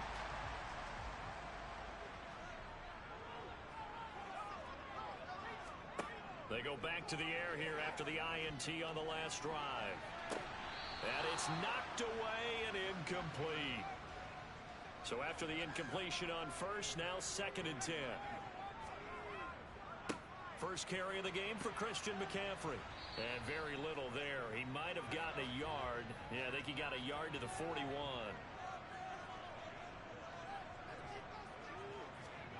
Purdy with it on 3rd and long. Taking a shot for Samuel. And this is intercepted, but they'll say out of bounds. Oh, very close to a turnover there in the end zone. That's on target, but it's no good. He had it online, but it came up just shy of the crossbar, and this will remain a scoreless game. Well, Brandon, anything beyond 50, you start rolling the dice a bit. And once you get up around 57, 58 yards, the chances of making it go down dramatically. And sure enough, this one winds up no good. So Pittsburgh retakes the field for their second offensive possession. 4-4 their record through 8 games on the season. Would you say that this team has overperformed, underperformed, or are they kind of right where you thought that they would be? Do you mind if I say yes, yes, and yes? Because ultimately to me, 4-4 is about where they should be, because we've seen weeks where they've been really, really good. They've looked terrific. Other weeks where we wondered just how good is this team. They want to be consistent in their play, not consistently inconsistent, which is what they've been thus far. Now a first down carry for Harris. And he'll take this ahead for about 4. 2nd down coming up. From the 37, they work on 2nd and 6. Now Pickett will look to pass it. He'll get this to his tight end. That's Pat Freiermuth. And he's going to be taken down at the 28-yard line. That was a route run not just with dexterity, but with intelligence. Found the hole in the zone, made sure the quarterback saw him, and was able to make the sure catch and flip the down marker back to 1.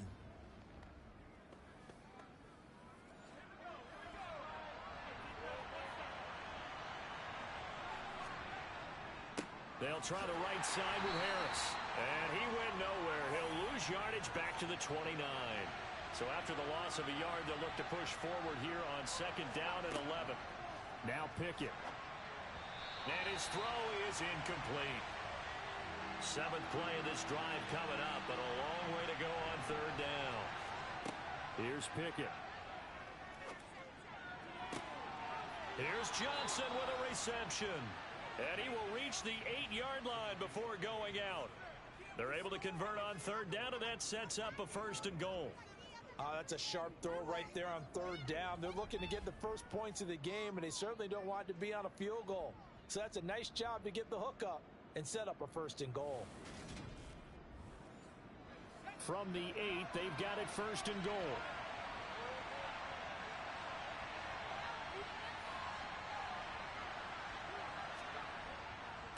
Harris running straight ahead. And he will maneuver his way down to about the 7. The line of scrimmage, the 7 now on 2nd and goal. Back to throw, Pickett. This is caught. A touchdown saving tackle there. Now it's 3rd and goal. Harris slipped 1 tackle, but no more as he's knocked to the deck behind the line of scrimmage. A rough go there on 3rd down, a loss of 4. This defense is a difficult one to prepare for, one of the best in the league. They'll come at you from all angles, and they did a nice job there stopping him for a loss.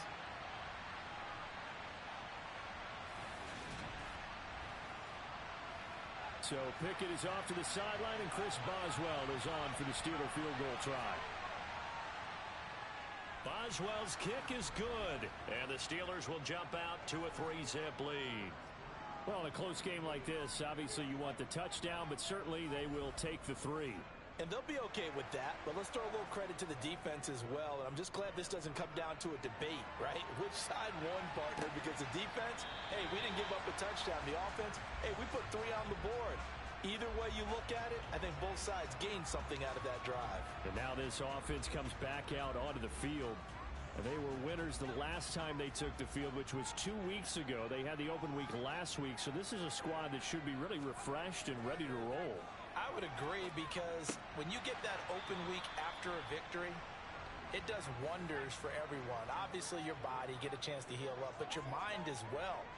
You feel good about winning, so now you can get away from it for a few days, put down the playbook, turn off the film.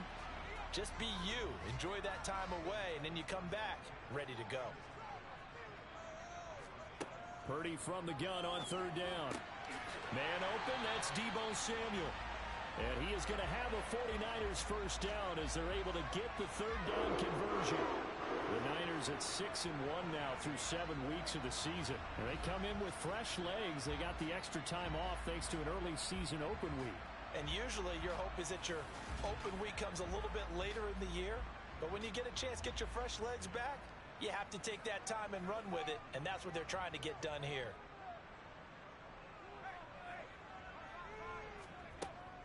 On first down, this is McCaffrey. And he finds a little bit of room, enough for 4 yards. It'll be second down.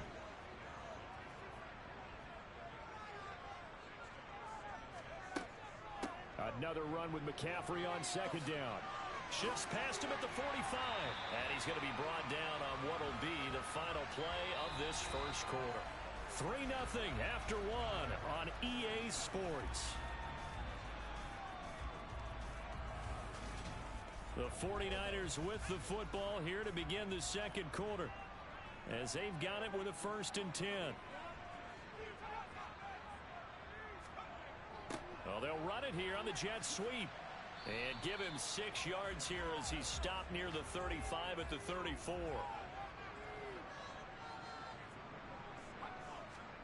On second down at 4, Purdy firing quickly here, and that's complete. A pickup of about 3 yards as he's taken down at the 31. On third down, it's Purdy. And able to haul it in is Kittle. And he's going to have a Niners first down, and comfortably so, as he gets 5 there on 3rd and a yard. They brought in the heavy set on third down, and that usually means running play. But we have seen them throw out of that formation. And sure enough, they snuck the tight end out on that one. Wound up hitting him for a first down. This offense finding its legs now. Here's another 1st and 10. Here's Purdy on 1st and 10. And a quick throw here, that's complete. And he's brought down inside the 20 at the 18-yard line. On second down, McCaffrey. And he stopped immediately there. So they need 2 yards here on third down. Remember, they're already 2 of 2 on third down conversions on this drive. Now Purdy. Quick hitter here, it's complete.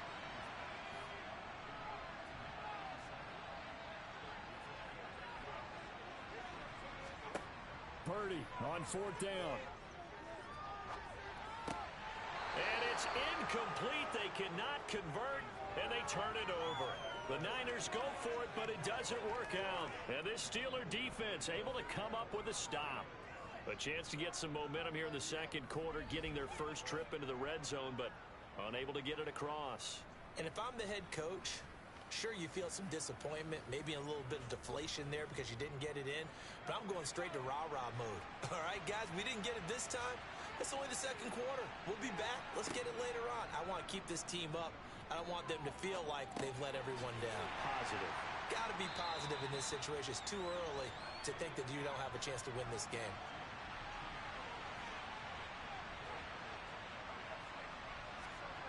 Off the play fake, here's Pickett.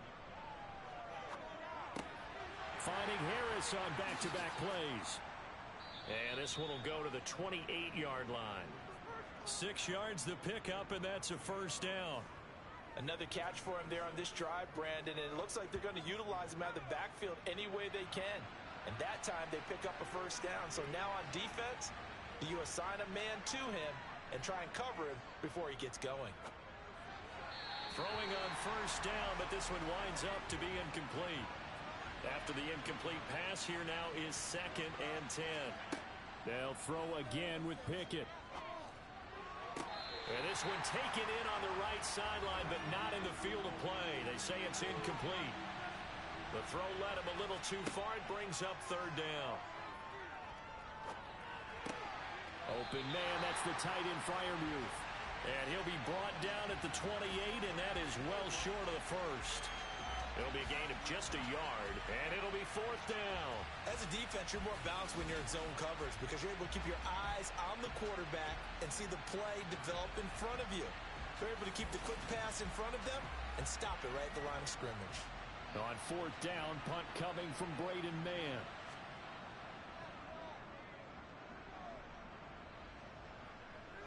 Fair catch called for and taken right near the 30-yard line. 37 yards on the punt with no return. And the Niners will go on offense. First and 10. On the NFL scoreboard, second quarter in Nashville. The San Francisco offense ready to start their next drive. Purdy to throw it on first down. And you saw the score. And oh, he coughed it up. And it's picked up by the Steelers. And his guys will set up shop at midfield at the 50-yard line. We have seen this before, and we know coaches preach about this and work on it all the time. Catch the ball. You know there's going to be some traffic somewhere. They've got to put it away and secure it as they try and get downfield. So here are the Steelers to take over on offense. They've won 2 straight, and they lead this one as well as they come up on first and 10.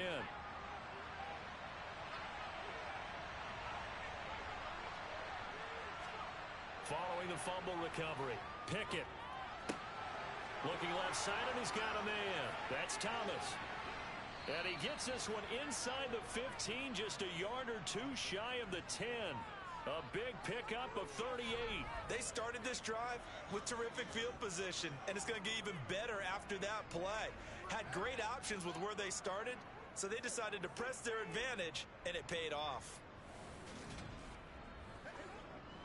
So how about this for field position after the big play? Inside the 15 now as they come up on first and 10. Pickett now on first down. And that's incomplete. Really good coverage all over the field. It took away his intended read and almost dared him to try for his guy out of the backfield. No surprise on that one. It doesn't connect. The second down attempt there knocked down as it leaves the quarterback's hand, and it's incomplete. Throwing on third down. Here's Pickett. Nothing open downfield, so he'll throw it away.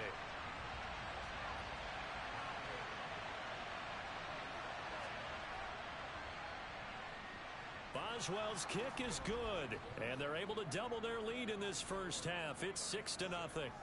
So able to add on to their first half lead here, Charles, forcing the miscue with a fumble and then turning that into 3 points. Yeah, and more than happy to accept any mistakes the other side is willing to make. No problem. You turn it over, we'll take that, and we'll use it to expand our lead. And ultimately cannot get this out to the 25-yard line as he's dropped at the 23. Out comes Christian McCaffrey with the rest of the offense. Those are his numbers through roughly the first half of the season, and given that, you'd have to think he's on pace for a 1,000-yard campaign. Steady as he goes, steady goes the offense. But you know what else is happening, too, because they are a team now recognized with the ability to run the football. You've got to be able to throw it better now, right? Better throwing lanes, better opportunities for the guys downfield, maybe more one-on-one coverage, which you should be able to beat easier. Yeah, he's establishing not just a tone, but an identity for his team. And that's a discussion we had a couple days ago in the team meetings, talking about this running game, opening up the passing game. We'll see if that continues to happen. And he'll be out of bounds across the 30-yard line.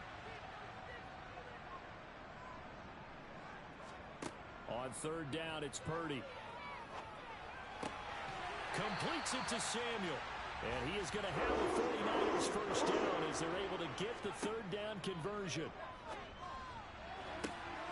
That's caught downfield by Kittle. Touchdown, 49ers! George Kittle, his second touchdown on the season. And the Niners are an extra point away now from moving out in front. When they drew that up, I don't think they envisioned it ending in a house call. But he got it and took it all the way home. Really impressive run after the catch, wasn't it? That was really special by him. But let's face it, in today's NFL, those tight ends are often former wide receivers or maybe even sometimes bigger running backs. They just put them in a position to get a great matchup and make plays like that.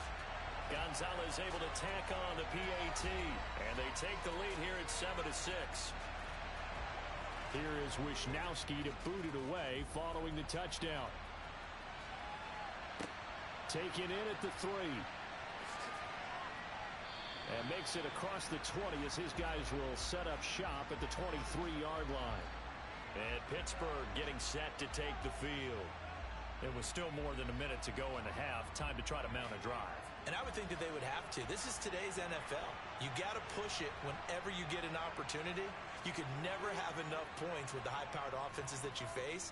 And analytics will tell you, try and score when given the opportunity.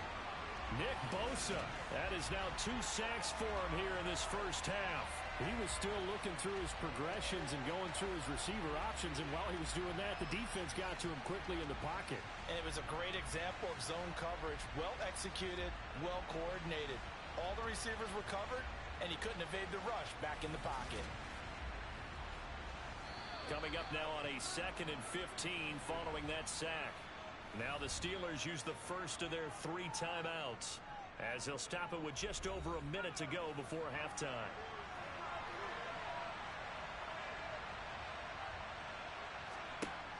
On 2nd and 15 now. Pickett. Now another timeout called for by the offense as the stoppage will come with a little under a minute to go in this first half.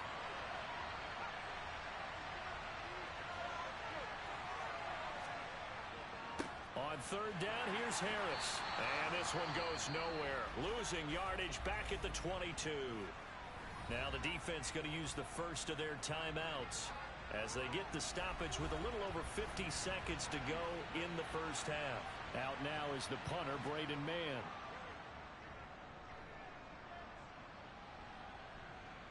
Fair catch signaled for and taken just shy of the 30-yard line. So possession goes over here on the punt. And out will come the offense as they take over. On the NFL scoreboard, 2nd quarter in Nashville. The 49er offense set to get this drive underway. And with a 1-point lead, you'd have to think they'll be looking just to get this to halftime. Winds up and lets it go for Samuel. And a penalty flag comes in as that one winds up incomplete. But the contact is going to move the ball well downfield.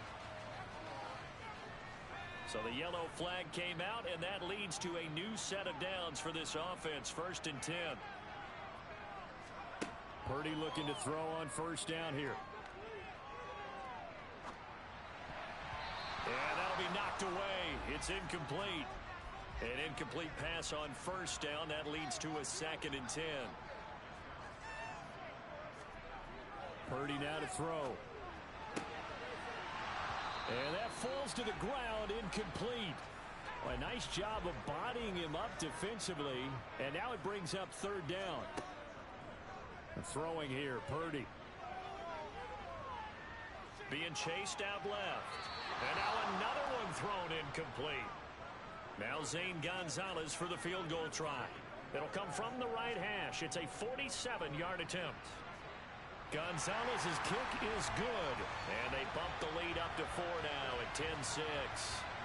So the big return had them fired up, but in the end, the offense stalls out. They only muster 3. Yeah, the excitement was there after the return, but they didn't move the ball at all after that. They didn't even get a 1st down. Takes it at the 7. And he'll be tackled just shy of the 25. Holding. Receiving team.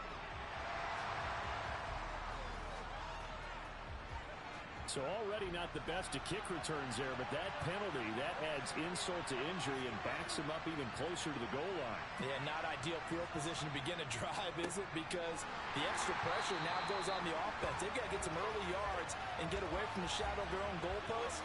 What every offense wants to do in this situation, get 2 first downs to help out with field position at the least. So we've hit halftime here in Santa Clara with the 49ers out in front. As we'll send you back over to Orlando with our EA Sports Halftime Report, here's Jonathan Coachman. Okay, all right, Brandon, thank you very much. Hi again, everyone. Let's get you caught up with what's going on around the NFL as we are officially into the second half of the season.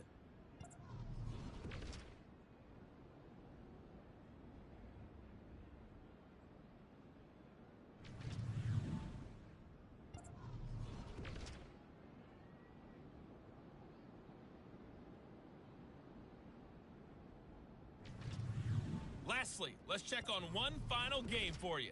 And you can see they are scoreless as they play the second quarter.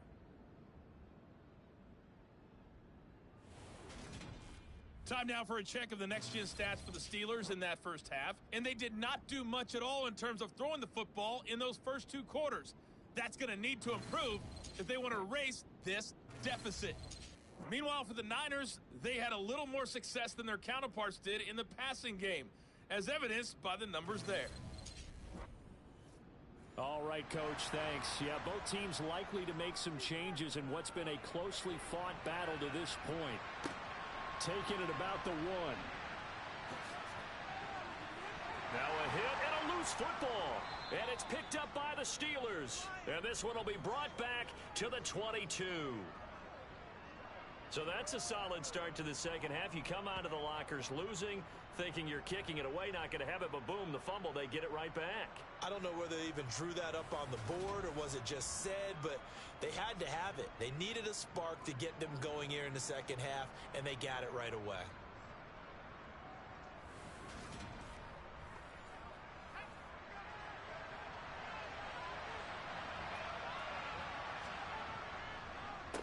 On the draw, it's Harris. And able to work his way down to the 16. A good run, got 7 on first. Here's 2nd and 3. They'll keep it on the ground. Harris again. And he'll get it here to the 10-yard line. So not quite a 1st and goal. It's 1st and 10 from the 10. To the air on 1st down with Pickett. Johnson with a completion over the middle. It'll go as a gain of 4, and it'll be 2nd down. They hand this off to Harris, and he is met at the line of scrimmage, and he goes down right there.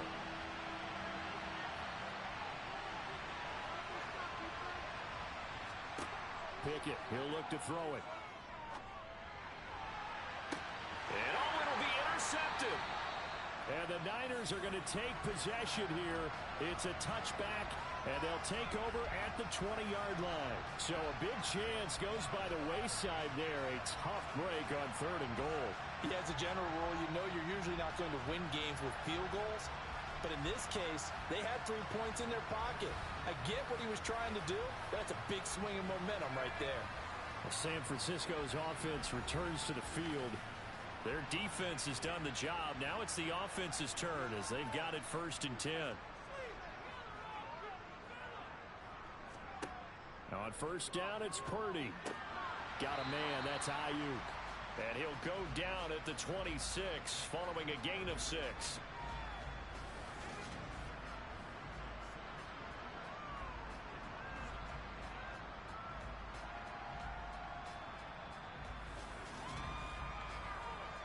From the 26, they'll line up on 2nd and 4. Purdy now to throw off the play action. Completes it to the tight end, Kittle. Only able to gain a couple there. And now 2 yards to go on 3rd down. Purdy looking to throw.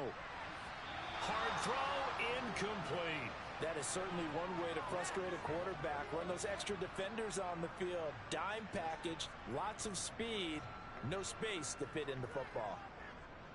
Wisnowski on to punt as he sends this one away. On the return is Peterson. And he gets this up across the 35 before he's out of bounds. It'll be 37 yards there on the punt. And the Steelers will go on offense here, 1st and 10. Good starting field position for them as they come up 1st and 10 at their 36-yard line. Trying to shake off the interception from the last drive. He'll look to throw. Over the middle, complete. That's Johnson. And they're going to get this up to midfield. But one of the ways that quarterbacks keep all the receivers alive in a play, never lock in on any one guy. Make sure you keep your eyes moving, scan the field. And here he finds the open guy for a nice pickup.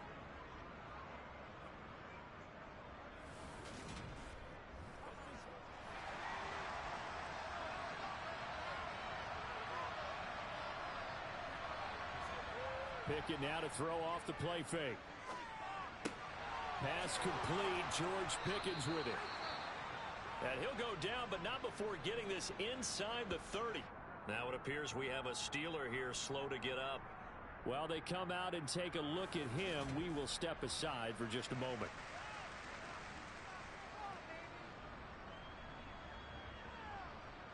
Back-to-back good plays have him on the move on 1st down.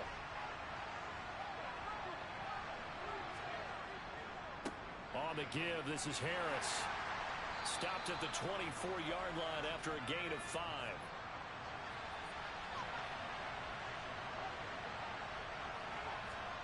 From the 24, Pickett. That's going to be caught by Pickens. And he's going to be marked down just outside the 10. Now it looks like we're going to get a stoppage here. An injured Steeler on that last play. So as the medical staff takes a look, we'll step aside. Now a 1st and 10 at the 11. 1st and 10, here's Pickett. Oh, he tries to force it in, and it's intercepted. Picked off by Fred Warner. And the 49ers are going to take over at their own 13-yard line. CD, I know it's just his 2nd year in the league as a quarterback, but that's going to be one when he flips on the tape. He's like, I shouldn't have thrown that ball. No doubt about it, and his coaching staff will be emphatic about he shouldn't have thrown that ball. But remember, 2nd year, as you noted, on-the-job training. So he's got to take this feedback that he's getting, negative or otherwise, and turn it into positives moving forward. And San Francisco gets set to go here. Now this game, it has obviously been all about the defense on both sides of the football. Which offense is going to break through here? We'll see if they can do it on this drive. This will be stopped about 2 yards shy of the marker. 8-yard gain, 2nd and 2. Off the option, here's McCaffrey. And they'll get him down here at the 23.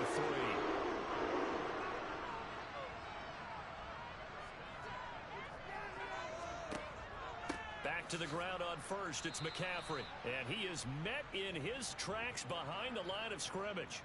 Officially, it's a 1-yard loss. That's going to bring up 2nd and 11. This defense is just flat getting after it. They have not given up much of anything in the run game. Case in point right there. Looking at a 2nd and 11 now after the loss. Again, they run. Again, it's McCaffrey. Gets by him at the 25. And he'll take it forward for about 5 up to the 28-yard line. Purdy with it on 3rd and long. Yeah, that one's going to be knocked away and incomplete. Here comes the 49ers punter now, as he'll punt it away for the 2nd time. Now it's Peterson. 42-yard punt, 6 on the return. And they will take over 1st and 10. Pittsburgh offense making their way back out as this offense takes the field against CD. Remember, last drive, they were moving the football, but then they threw that costly interception, so we'll see if they can right the ship here on this drive. And doesn't that just sum up football? We see it all the time, don't we? The defense goes from losing the battle to making a huge play and stealing the momentum. So you know they're riding high right now, and they're ready to challenge this offense and that quarterback one more time. And we'll see if the offense is up for that challenge here as things start to get more interesting here in this 2nd half. And they'll get it up just short of the 45 at the 44. A gain of 10, good for a Steeler 1st down.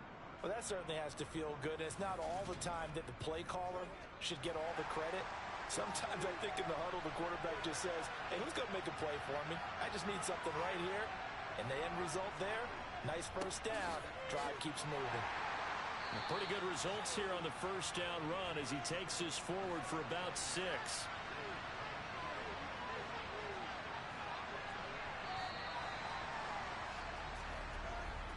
And they're not going to get to the line to run another play. So we will switch ends as the third quarter has come to a close. We'll return with more after this. This is the NFL, and it's on EA Sports.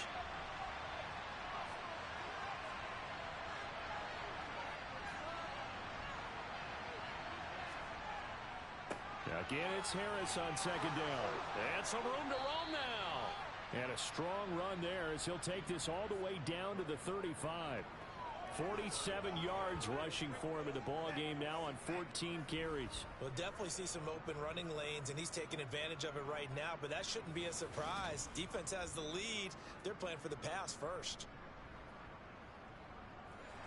Ball up to the 35 now as they come up on 1st and 10.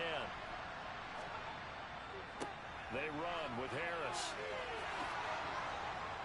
And just good downhill running there as he'll take this to the 15-yard line. Another good gain. That's now 35 yards combined on those last 2 plays. Offensive line right now really freeing up the rushing lanes on this drive. And we have to give them props. They've earned them. But these big runs that we're seeing, they don't result without everyone else being involved as well. Blocking on the perimeter has to take place downfield too. Line of scrimmage, the 15. It's 1st and 10. From the red zone now, they'll look to throw. And that is caught on the right sideline, but out of bounds, says the line judge. The throw took him a little too far. It's 2nd down. To throw on 2nd and 10. Pickett finds Pickens outright. And the Steelers are going to have a 1st and goal coming up as the tackle made at the 3-yard line. And here we are in the 4th quarter, partner, and watch them drive for what would be a go-ahead touchdown. And you and I both know this is where you need a quarterback who can keep his cool back there. Not just for himself, but to keep the rest of the team relaxed too. Here's Pickett. And he's got it. Touchdown. Michael Thomas from 3 yards out. And the Steelers have taken a 4th quarter lead. There was no going through the progressions on that touchdown pass. Yeah, nor was it necessary. His receiver won that route early, presented himself. No reason to wait. Go ahead and put it on him and score a touchdown. The previous play is under review. The thing that they'll be looking at is a spot of the football, and this is always such a tough one for officials to get exactly right. Not just because of how fast the game's going, but just trying to get the right sight line to the football. That's not always easy. We'll see what they decide here.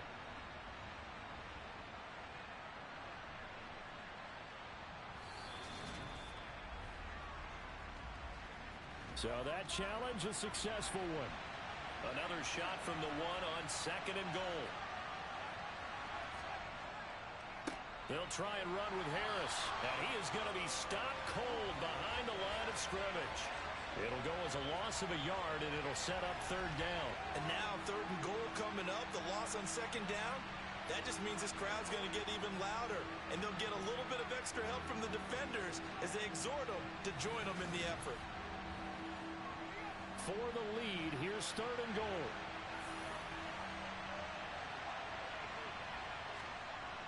Pickett. Toward the end zone, but that's going to wind up incomplete. What an excellent defensive stand there in the red zone. Nice tight coverage. They certainly recognized how important it was to bring up 4th down here.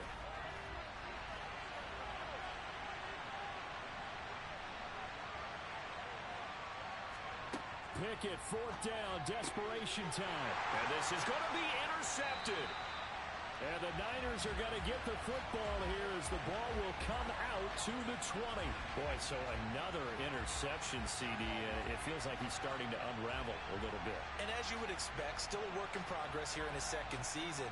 He has to start ironing out some of these mistakes, though, because now his head coach, his offensive coaches, they have to evaluate whether you keep playing him and let him work through it, or you start thinking about going to his backup.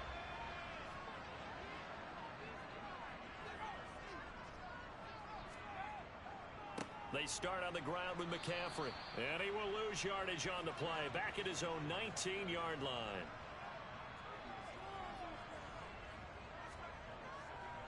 Second down and right back to McCaffrey. He is taken down at the 21 after a short gain of 2. The Niners on third down. They've converted 3 times in 8 chances. This is 3rd and 9. Now a deep ball here, hauled in just past the 50. And he'll take this to the other side of midfield before going out of bounds. It'll go as an impressive 31-yard gain. When teams practice their plays during the week, they're hoping that it's going to pay off on game day. So it sure has to feel good for them when they hit them during a game, and they hit that one there for big yardage. So the line of scrimmage moves all the way across the 50 now as they come up 1st and 10. On first down, Purdy. And the Steeler pressure too much here. He's going down. T.J. Watt. It'll go as a loss of about 8 as he gets in there to drop him. I know there'll be a little bit of criticism there because they went right back to the air after the huge pickup and end up getting sacked. That's often a play that you make. You feel like you've got momentum on your side. Unfortunately, the O-line failed to hold up to try to keep that momentum going. Under 4 to go now as the clock runs and they come up on 2nd down. Another try after the first down sack. Purdy, and this throw incomplete. Well, the defender all over him that time, but it's going to lead to 3rd down. Now on 3rd and long, they'll look to throw. Fighting to stay upright. But now he's swallowed up and taken down. Dropped for a loss of 7 by multiple defenders. Got to give him points for the attempt, but there's just a wave of pressure there. A host of people in the area. Evades a few, but couldn't evade all of them.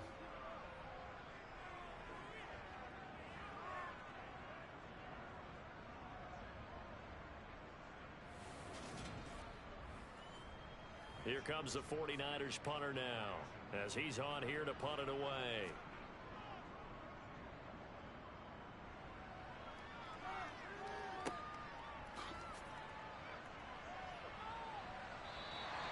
A 7-yard return following a punt of 45 yards. And Pittsburgh getting set to take the field.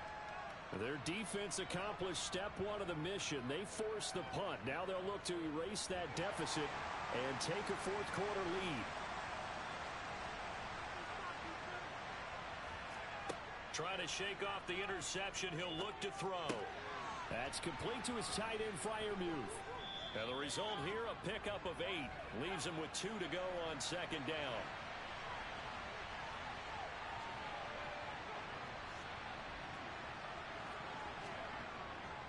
On 2nd down, this is Harris. Oh, he's got some breathing room. And he slips up past the 45 before being tackled. 84 yards rushing for him now as he has been tremendous all day long. Another carry for their leader and a good one. It's crunch time. They'll need him to continue to be productive in both the run and passing game in order for them to try and snatch a victory.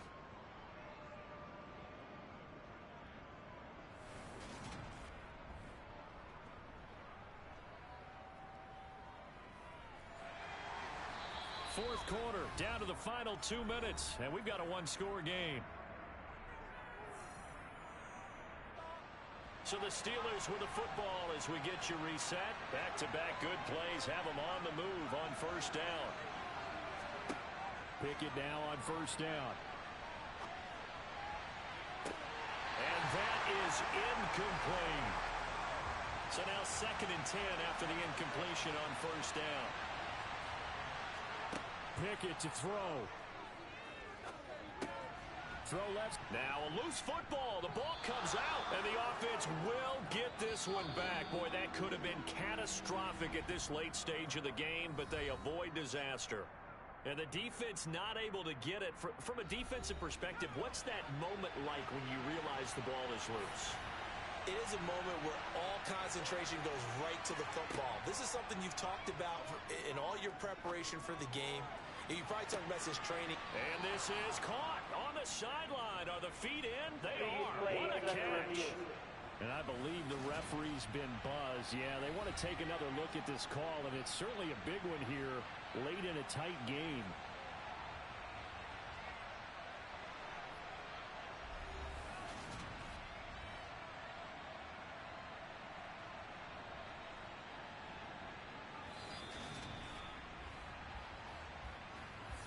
So the officials and the folks in New York got a second look at this one, and the call is going to be overturned. Looking to throw here, Pickett. He'll air it out deep for Thomas. And caught in the end zone. Touchdown, Steelers. Michael Thomas, 49 yards. And the Steelers' decision to go for it pays off with 6 points. A nice throw there by the second-year quarterback. And I don't believe that was the kind of play he would have made as a rookie, because usually your rookie season is a continuation of your college days. A lot of one read, and if you don't have it, you just take off and go. Now he's settled in the pocket a little bit more, reading the field and getting to a second and sometimes third progression. That was a nice play. Extra point put through by Boswell. So it's now a 3-point game here in the closing stages, as a field goal now can only tie it. Boswell now to kick it away after the touchdown. This fielded right at the goal line. And he will be brought down here inside the 20. Good coverage as he's dropped at the 17.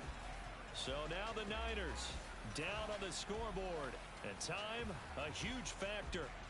How will this thing pan out? We'll watch as they come up on first down. Purdy to throw.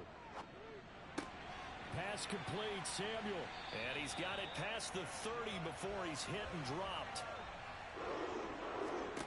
Here's Purdy.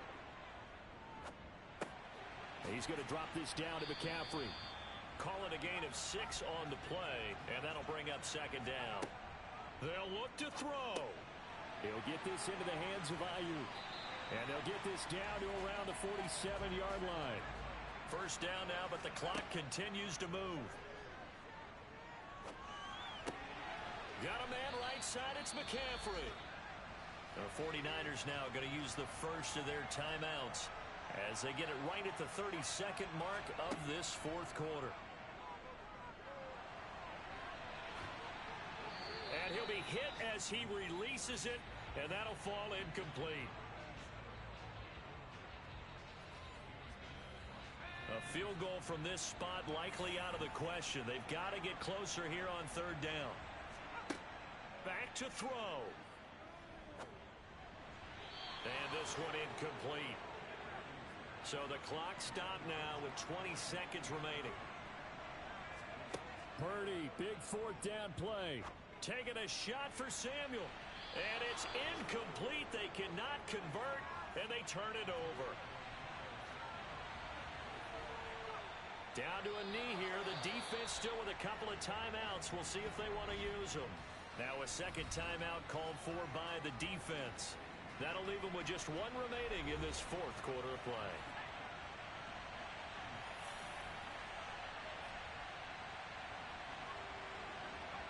And the knee is taken for the Steelers out of the victory formation. Now the Niners going to signal for their third and final timeout, as they'll stop it with 11 seconds remaining in the ball game. And the defense, they'll spread the field, a dime package here on 3rd and 12. Down to a knee one more time, and that should just about do it. Well, that second half, Charles, a little bit different from the first. Not only did we have the lead change after intermission, but they were able to pitch the shutout in the second half and get an impressive victory. And what's the old expression? That's not quite how I saw it playing out in my head. You know they didn't expect this at all. As you mentioned, went into the half with the lead. Losing the game is one thing. Getting shut out in the second half, that's a surprise. So for Pittsburgh, the win gets them back over 500 at 5-4 on the year. And they will head home next week to take on the Tennessee Titans. Meanwhile, for the 49ers, the loss will drop them to 6-2 now on the year. And they'll get a chance to redeem themselves next week at home against the Chicago Bears.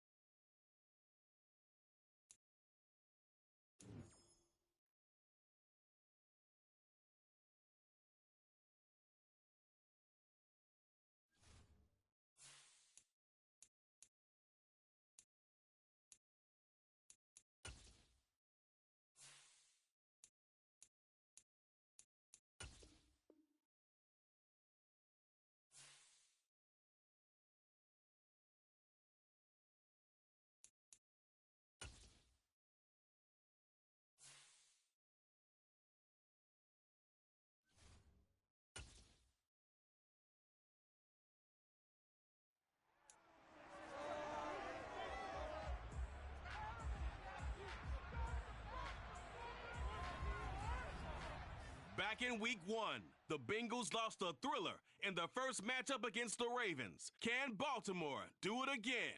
Find out next.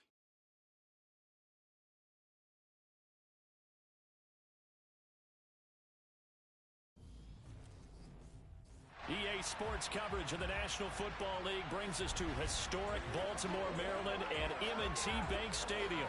Tonight, it's a good Week 9 matchup here on a Monday night between the Cincinnati Bengals and the Baltimore Ravens.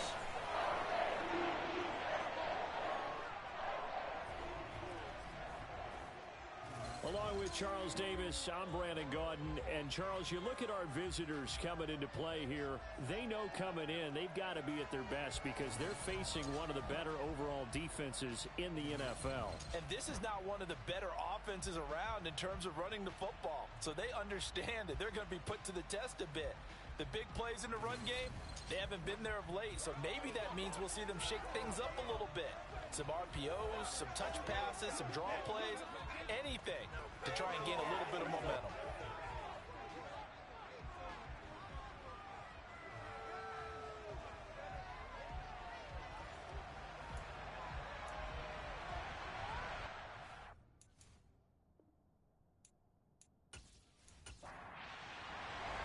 The first 2 months of the regular season down. What will the final 2 bring us as we're off in Week 9?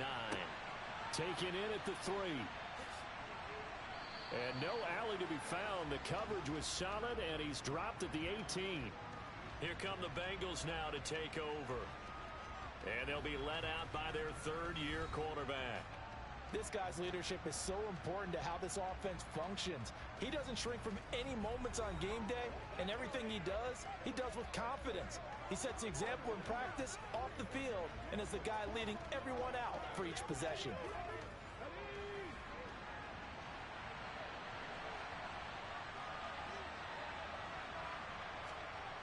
They'll try and start this drive in the air. Man open, that's Jamar Chase complete. And way up past the 35 before he's taken down. Just like that, a pickup of 20 on their first play from scrimmage. Certainly no settling into the drive there. They can run out on the first play and attack the middle of the field for a big gainer and a first down.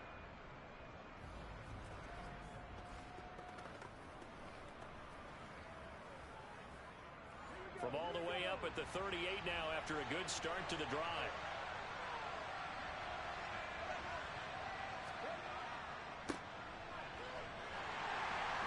And he's going to be stopped up quickly here. Just a yard up to the 39. 2nd and 9 now. A quick throw knocked away. It's incomplete. After an incomplete pass on 2nd down, that'll leave him trying to convert on 3rd and 9. He'll look to throw. And the Raven pressure too much. Down he goes. David Ojabo running in to take him down. And Charles, part of the reason they lost last week, they didn't have a single sack. Well, they changed that quickly. But did they ever? And it was something they talked about with us extensively. They needed to get pressure. How were they going to get to the quarterback? Obviously, they schemed themselves into a great play, didn't they?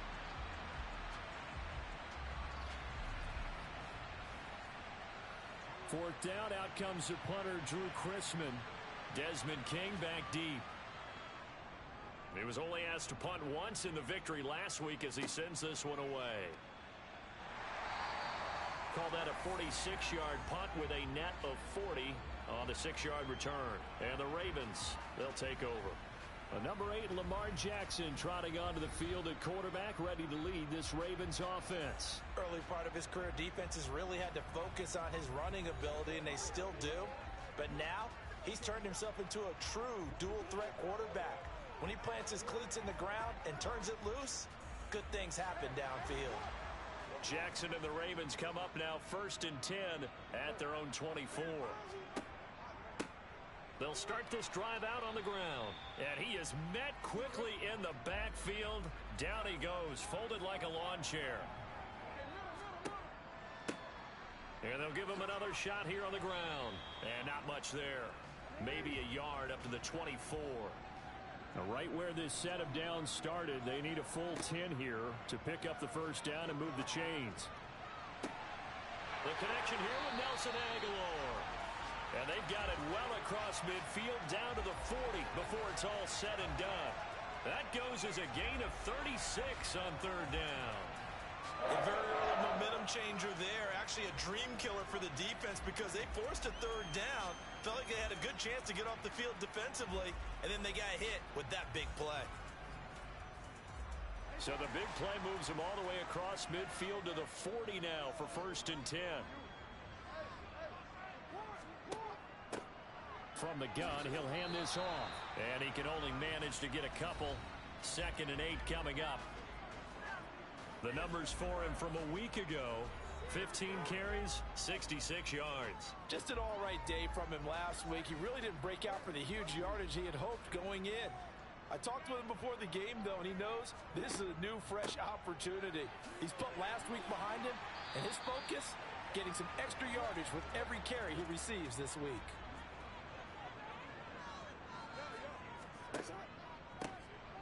On 3rd down, they're going to run for it here. And a good-looking run there as he'll take this inside the 20 and down to the 18-yard line. They get 14 on that one. That's good for a Baltimore 1st down. Quite the opening drive march they're on right now. It looks a lot like what we saw in practice prior to the game, doesn't it? You know, because on that last big practice beforehand, you go through your offensive script. You go through your play calling. You go through all the stuff and establish things. And it looks like it's going like clockwork right now for them. So from inside the 20, here's 1st and 10 at the 18.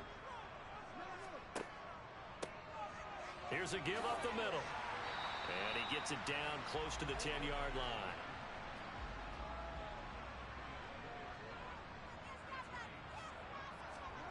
Throwing on 2nd and 3.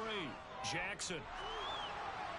And he just chucked that one out of bounds, out of everyone's reach. Nice call not to take a sack in this part of the field. It brings up 3rd down. Here comes play number 9 now as they come up on a 3rd and 3. Jackson now. That ball's caught. Aguilar right side. And the Ravens are going to have 1st and goal as they try to finish off this drive with 6 points. Well, only their first drive, Charles, but they talked to us about needing to convert on 3rd down, in particular not letting 3rd and short opportunities slip through their fingers. Well, they were successful right there. It also tells you that they're successful on 1st and 2nd down as well to get to 3rd and manageable and make them able to pick up those 1st downs. Now here we are, 1st and goal. They've got to like what they're doing on this drive. Nice job defensively to hold them to 4, and now it's 2nd and goal.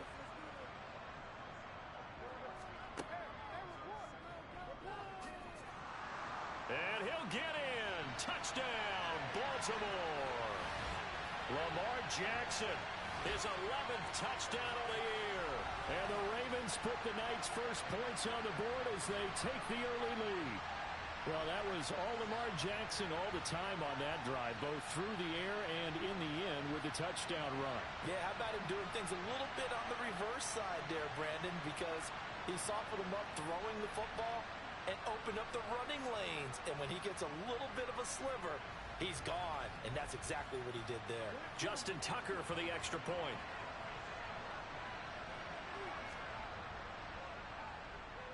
And the Ravens lead at 7-0. A pretty long drive that time. 11 plays plays all told. And it was capped off by the touchdown run that came from Lamar Jackson. This one fielded at the 5. And they'll get him down inside the 30 at the 27. Cincinnati coming back onto the field here for their second drive. And they are trying to create some separation within the division. And look, CD, I know that this is still the first half of the season, but this is a big matchup no matter where it falls because these are the top 2 teams right now in that division. And if you can build a bit of a cushion as you head towards the second part of the season, that allows you to survive the expected injuries, potential upset losses, all of those things, and still be in good shape. And he can't get rid of it. He's taken down. Multiple players getting home there for an 8-yard loss. Now Charles dealing with a 3rd and long. They'll have to try to go back to the air again, and this time avoid the sack. Certainly hard to try to establish momentum when all you're doing is going backwards, not protecting the passer, and he gets dumped on his backside.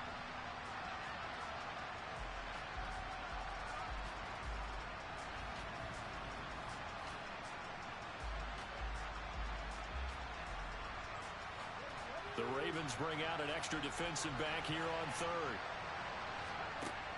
From the shotgun, he'll look to throw. He's going to loft one deep left side here. And unable to connect, incomplete. Well, give them credit, they took their shot, but it's going to bring up 4th down. On 4th down, Drew Chrisman on the punt.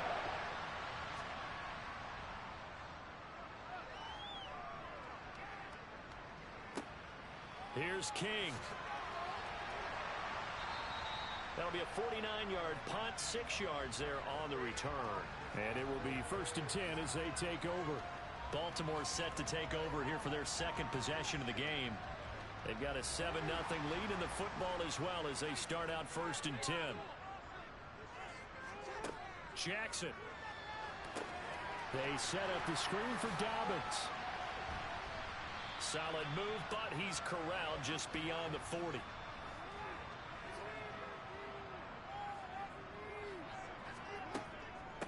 On 2nd down, a run with Dobbins. 7 yards there and a 1st down.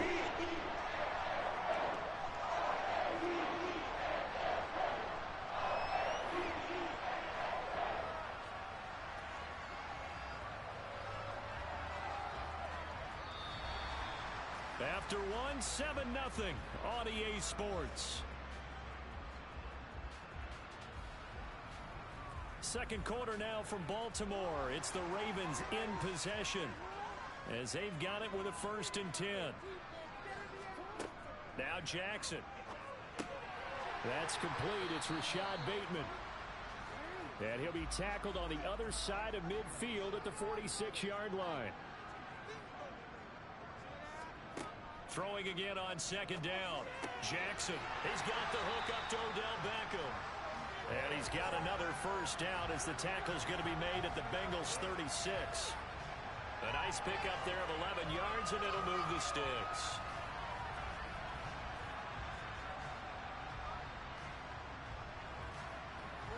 So from the 36 now, 1st and 10.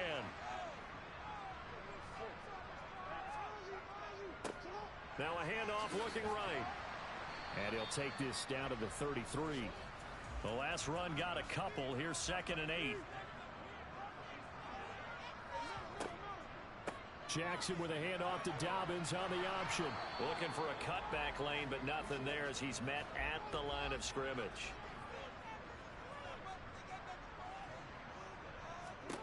On 3rd down, Jackson. Into double coverage, and it's intercepted. Chidobe Awuzie with a pick.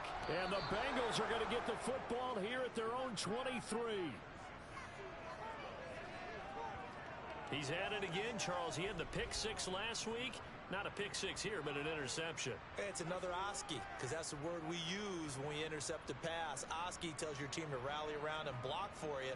Well, that worked really well last week because he made it all the way to the end zone. This week he got the Oski, maybe not a touchdown, but boy, he's playing really well. Cincinnati now ready to take the field. Still in the first half, but this offense has struggled. Haven't really been able to get anything going, not only in the points category, but in the yards category. Let's see if they can do better here on this drive. Now a throw over the middle, and he's got it to start the drive.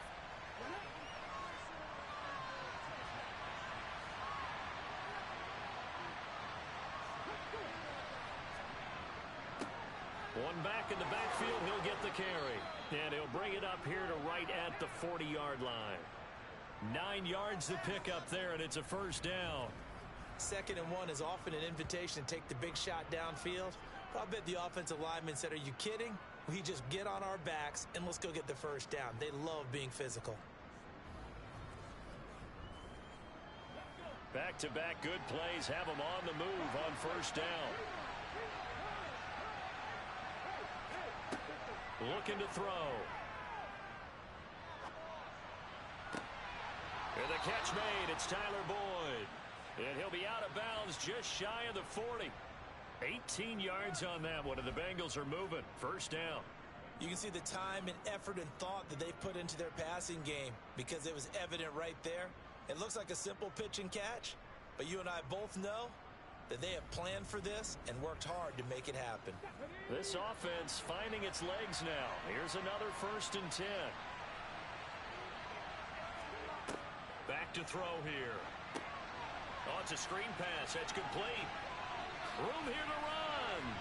And they're able to get this one past the 30 to the 25-yard line. Another 18-yard gain. They had 18 on the previous snap as well. And this pass rush has really been bringing the heat and has already gotten home a few times here in the first half. So how about the play call there? Sometimes if you can't protect, you've got to fool them. Screen passes like that can take a little steam out of what's been a relentless rush so far.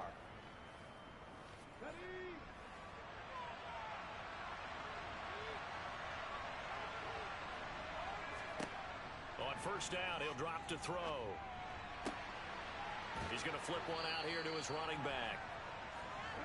And he'll go out of bounds in the red zone just inside the 20.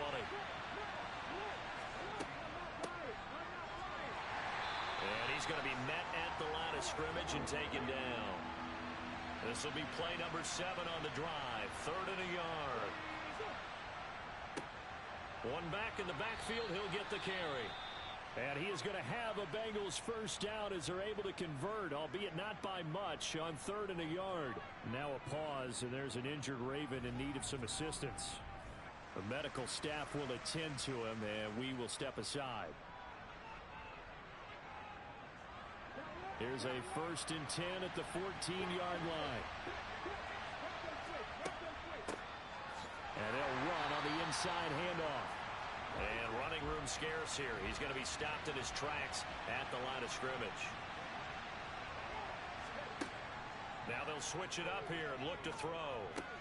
This will be caught at about the 6. 9 yards, not quite enough, and they'll be left now with 3rd and 1. 2 minutes on the clock, 2nd quarter, 7-0 ball game. And I see an extra defensive back on the field. Little surprise here on 3rd and 1. They'll look to throw here. Touchdown, Bengals. A 5-yard touchdown. And the Bengals are within an extra point of tying up this ball game.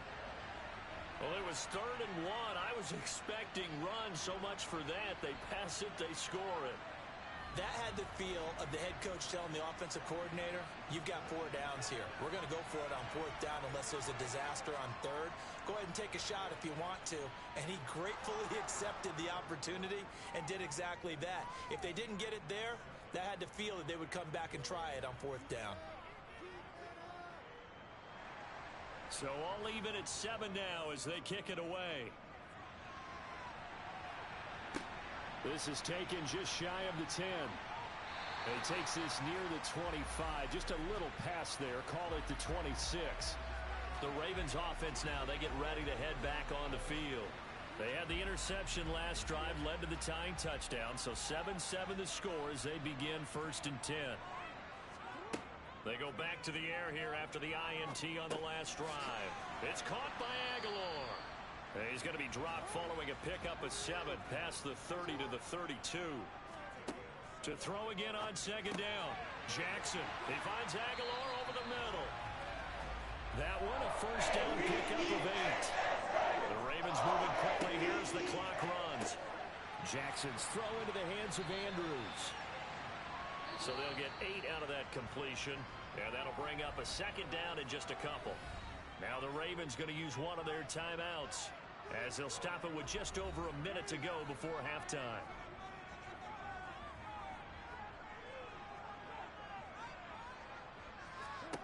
From just shy of midfield, Jackson. And he's just going to get rid of this thing. To no one here, he throws it away, and now it's third. And Jackson throwing once more. Now they set up the screen. That's complete. A beautiful fake. And he's able to take it across midfield before going out of bounds. But just 4 yards on the pickup, but that's good enough to extend the drive. Well, these two teams, they met up way back in the season opener, and it was the Ravens getting the road victory in that one, so now they'll look to finish off the season sweep here in Baltimore.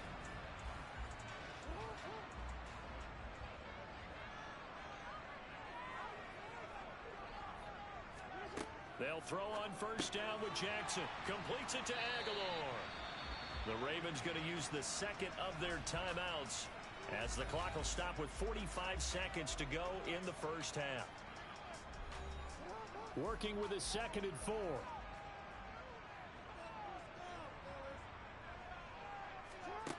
Throwing is Jackson. That's for Bateman, and it's intercepted. Chidobe Awuzie with a pick. And the Bengals are going to get this back to their own 34-yard line. Second straight drive now here, Charles, that have ended with an interception. And I just wonder, because I don't think it's going to rattle him necessarily, but I also wonder if it's going to unnerve him a little bit. Does it lead to another one, or does he find a way to pull it together and become sharp again? The Bengals going to take over late in this first half. And they've got a little under 40 seconds to go if they want to try to put something together here. From the 34 now, here's 1st and 10. They'll come out throwing here to start the drive. And a little floater there, but it'll wind up incomplete, falling to the ground. He'll try again with the arm here on 2nd down. That's taken in by Higgins. Now the Bengals going to use the first of their timeouts as they'll stop it with 27 seconds remaining here in the second quarter. And it looks like we've got a dime set here defensively. 6 DBs in the game. Now a shotgun snap as they'll look to throw. And that one complete once again to Higgins.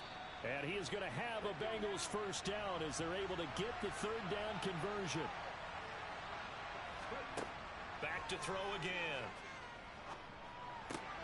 Throw left side complete. That's Boyd. Now the offense will burn their 3rd and final timeout. And with halftime on the horizon, they'll be out of timeouts from here forward.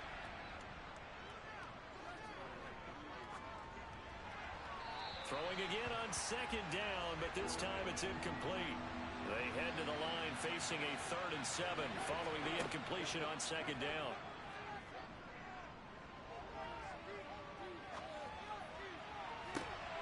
Oh, wide open, complete. And all the way inside the 15 before they drop him. So we are at halftime here on a Monday night. As we'll send you down to Orlando and we check in with Jonathan Coachman for our EA Sports Halftime Report. Coach. Okay, Brandon, thanks very much. Welcome in, everyone, to our EA Sports Halftime Report. Let's get you caught up on what's going on around the NFL. We'll begin out in the windy city of Chicago, and they are seconds away from halftime, all tied in that one.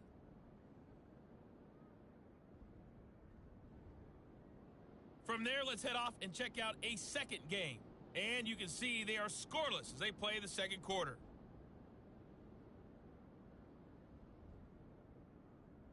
Lastly, let's check on one final game for you. And you can see they are scoreless as they play the second quarter.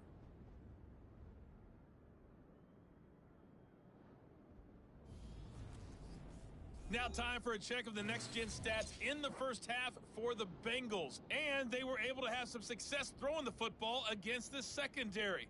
Look for that to continue as they try to break this deadlock.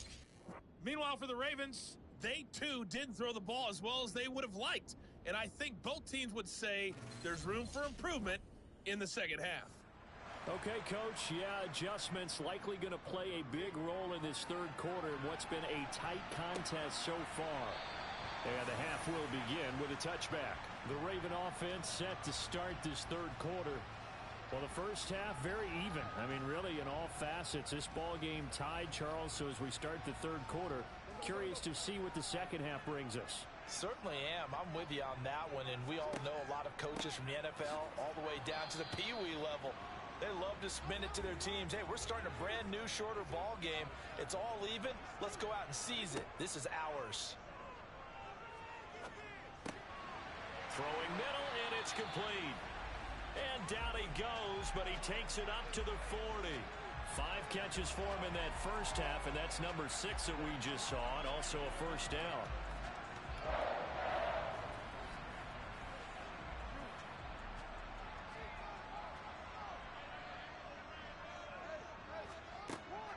Jackson on the give to Dobbins. And this time they were waiting for him as he'll be knocked down before he can get back to the line of scrimmage.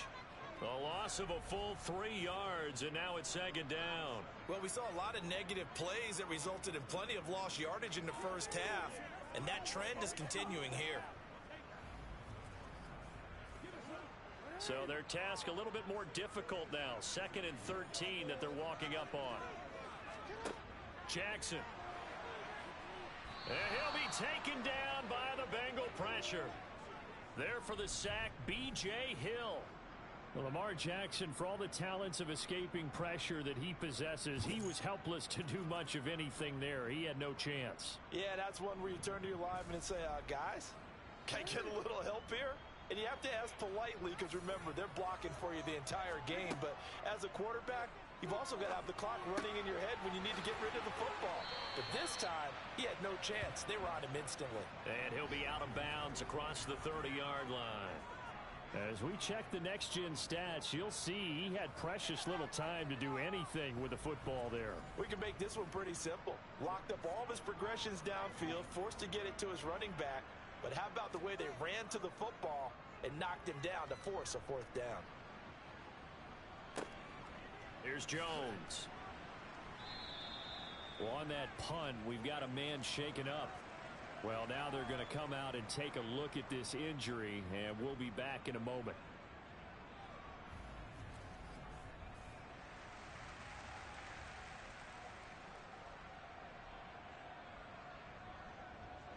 The Bengals drive about to get going.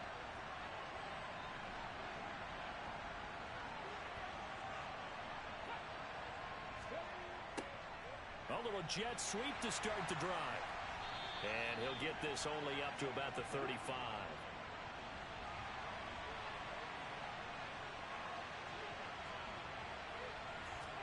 Here's 2nd and 8. Over the middle, he finds Higgins. On the move past the 40. Still going inside the 20. And he'll be brought down this time at the 5-yard line. A big play there on the catch and run. And even 60 yards. I don't think there's anyone who could possibly doubt how fast he could run on the open field. But if there were, he silenced those thoughts there. And that's the kind of play where you have to kind of catch your breath afterwards. So just give me a second here, because when he shifted into high gear, he was an absolute blur out there. No substitute for speed. We talk about that all the time. The evidence was right there. They'll try and run for it on 1st and goal. And he'll get this one back to the 5-yard line, but no further than that. The line of scrimmage, once again, the 5 as they get ready for 2nd and goal. Now, here's a look for the end zone, but that one's going to wind up incomplete. Big play coming here. It's 3rd and goal. They'll look to throw. Touchdown! Jamar Chase. A 5-yard touchdown. And the Bengals have moved out in front. So this game tied at the half, but we are tied no more. A touchdown there on the opening sequence of this third quarter. And what a great drive put together by their offensive coordinator. He had a plan, and they executed it almost to perfection, coming right out of the locker room. Now they're feeling good about their chances here in the second half. Extra point by McPherson, up and good. And that makes the score 14-7.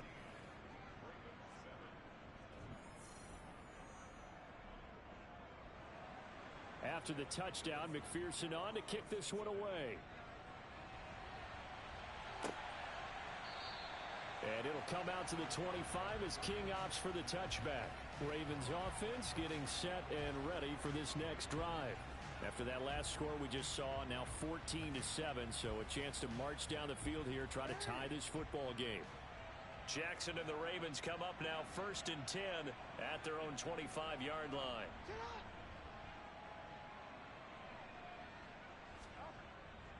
They'll start this drive out on the ground. And this will be a gain of 5 as he gets it to the 30. Ball on the 30. They'll come up with a 2nd and 5. A give up the middle to Dobbins. And able to stay on his feet past the 30 to about the 33-yard line.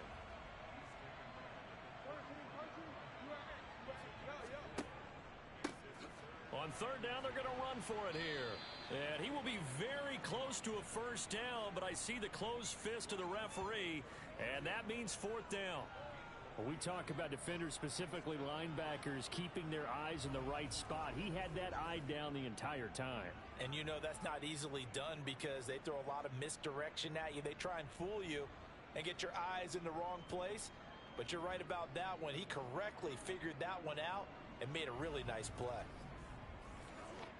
The Ravens send their punter out now as he'll kick it away for the 2nd time.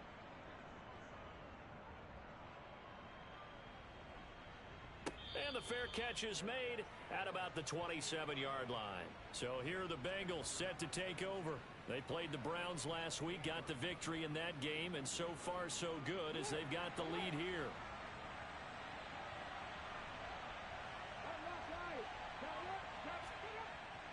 They'll start on the ground here on 1st down. He'll be hit down at the 33, 5 yards on the play.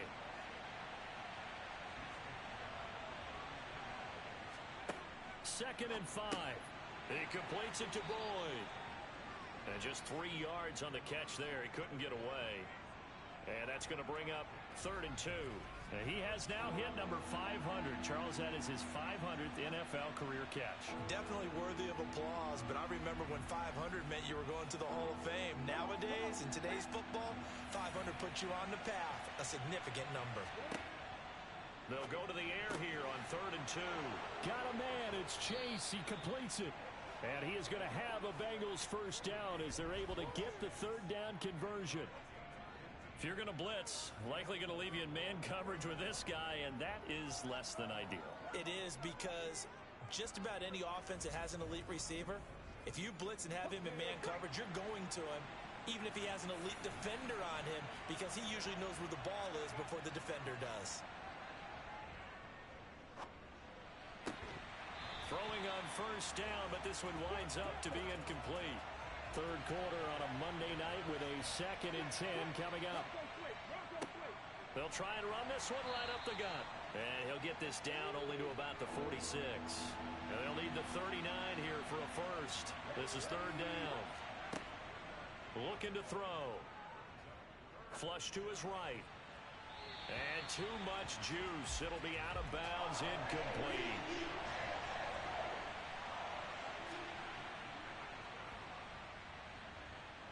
And that is no good. He gave it a good run. That wasn't more than a foot or so wide to the left.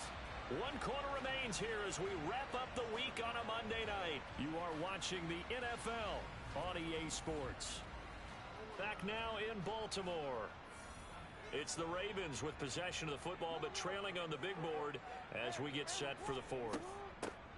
On 1st down, they'll go to the ground attack. And despite the good footwork, he'll be hit and drop shy of the 45. Just a yard on the 1st down carry, so it's 2nd and 9.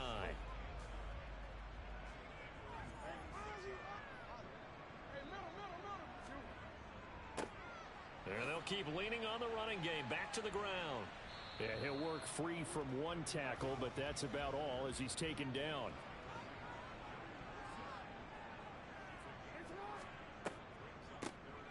On third down, they'll try and run for it on the draw. And a nice move will yield nothing as he's stopped behind the line. That'll back him up 2 yards and also bring up fourth. When a draw works, it can be a thing of beauty. But when it doesn't, oh, it can be ugly. And in this case, loss of yardage ugly. So here comes Justin Tucker in a big spot. And this will be spotted on the other side of the field. It's a 61-yard attempt. Tucker's kick is good. And they'll cut the lead back down to 4 now at 14-10. So he's been automatic to this point of the season, and he connects on the field goal there. And what a luxury it is to have a kicker you can depend upon, partner, because he hasn't missed all year long. Converts on that one as well. And kudos to you. You didn't jinx him. And this will come out to the 25 as Jones elects for the touchback. Now this Bengals offensive unit ready to see what they can do here.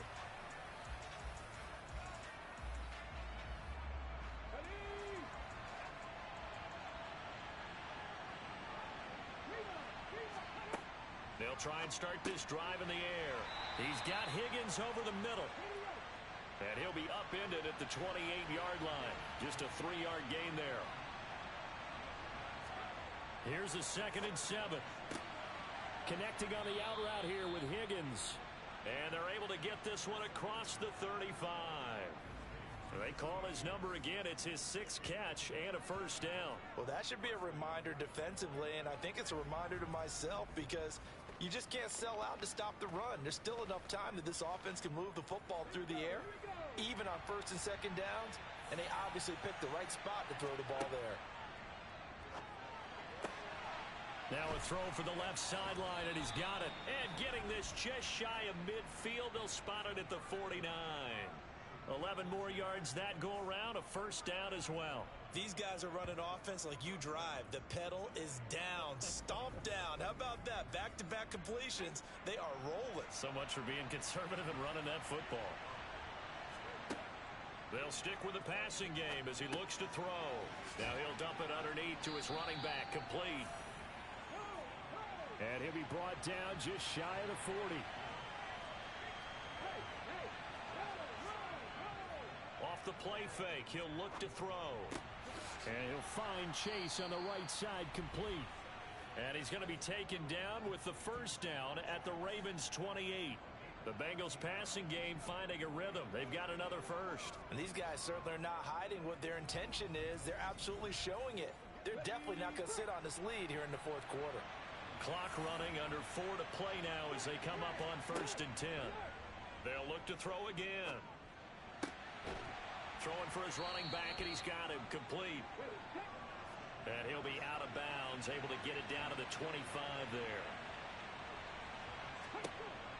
Again, he'll drop to throw. Throwing left side, it's complete. And they are able to stop him, but he does take it all the way to the 2. 23 yards, the final tally. Tell you what, he's been able to put the ball in some tight spots all game long. That throw, no different. Yeah, a lot of people would call it a gutsy type of a throw. I think he looks at it as, I can do it, so it's not that big of a deal to me, and I'm going to keep firing. So 1st and goal, 6 points here would go a long way toward wrapping this one up. Back to throw here. Looking end zone, but it's incomplete. They don't get the hook up there, but you really have to marvel at how precise he's been throwing the football these last couple weeks. Oh, that's a perfect word for it, precise, because if you're at 70% or better 2 weeks in a row, you have a job as long as you want one in this league, won't you? And that is caught. He's got it for a Bengal touchdown. Herb Smith Jr., a 2-yard touchdown grab. And the Bengals are looking to make it 2 straight as they add on to this 4th quarter lead. Well, that's certainly going to bump up the old win probability index because now it's a 2-score game here in the 4th quarter. Yeah, you're taking me into that deep water now. Win probability index. This game's definitely not over. We're not looking at a 0.5% or something. It's just 2 scores. But the way that this team has played, to me, what I've seen, they absolutely deserve to win this game. They've been the better team by far throughout.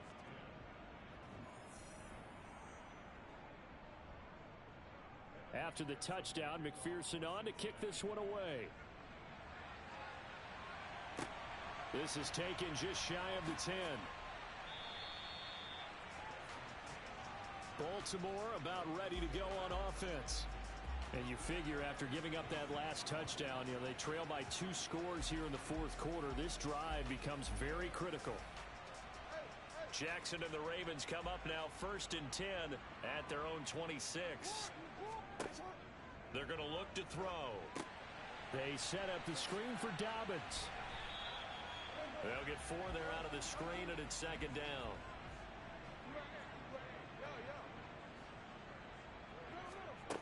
Jackson. That is caught. Rashad Bateman. And he slips up past the 45 before being tackled. 2 minutes left to play in this football game here on EA Sports. So it's Raven football here as we welcome you back. They've got a 1st and 10 as they search for a late score. Throwing on 1st down, it's Jackson. Escaping the pressure right. And seeing no options, he just tosses this one away incomplete. Now that'll bring up 2nd down. They run a draw here on 2nd down. They do get a couple, but they'll be left staring at a 3rd and 8 coming up. Now Jackson. And it's incomplete. Took a shot, couldn't connect.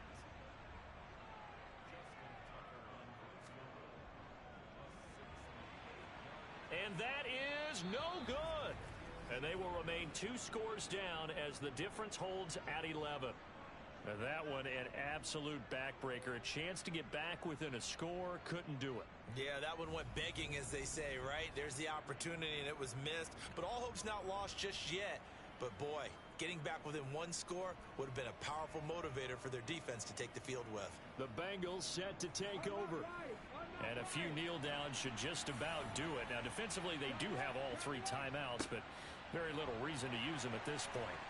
A bit of an opening there on the 1st down run as they get this forward for about 6 yards. Now the Ravens going to use one of their timeouts as they'll talk things over prior to this upcoming 2nd down play.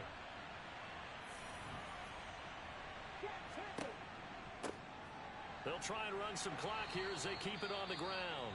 Now a 2nd timeout called for by the defense. And they'll be disappointed to have to burn one there after giving up the 1st down.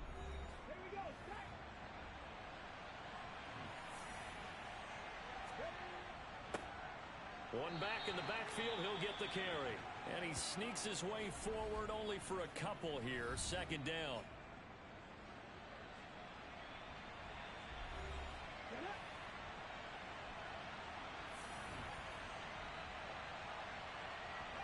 The Bengals go down to a knee in the victory formation.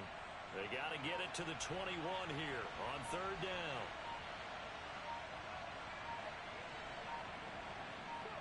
Down to a knee one more time, and that should just about do it.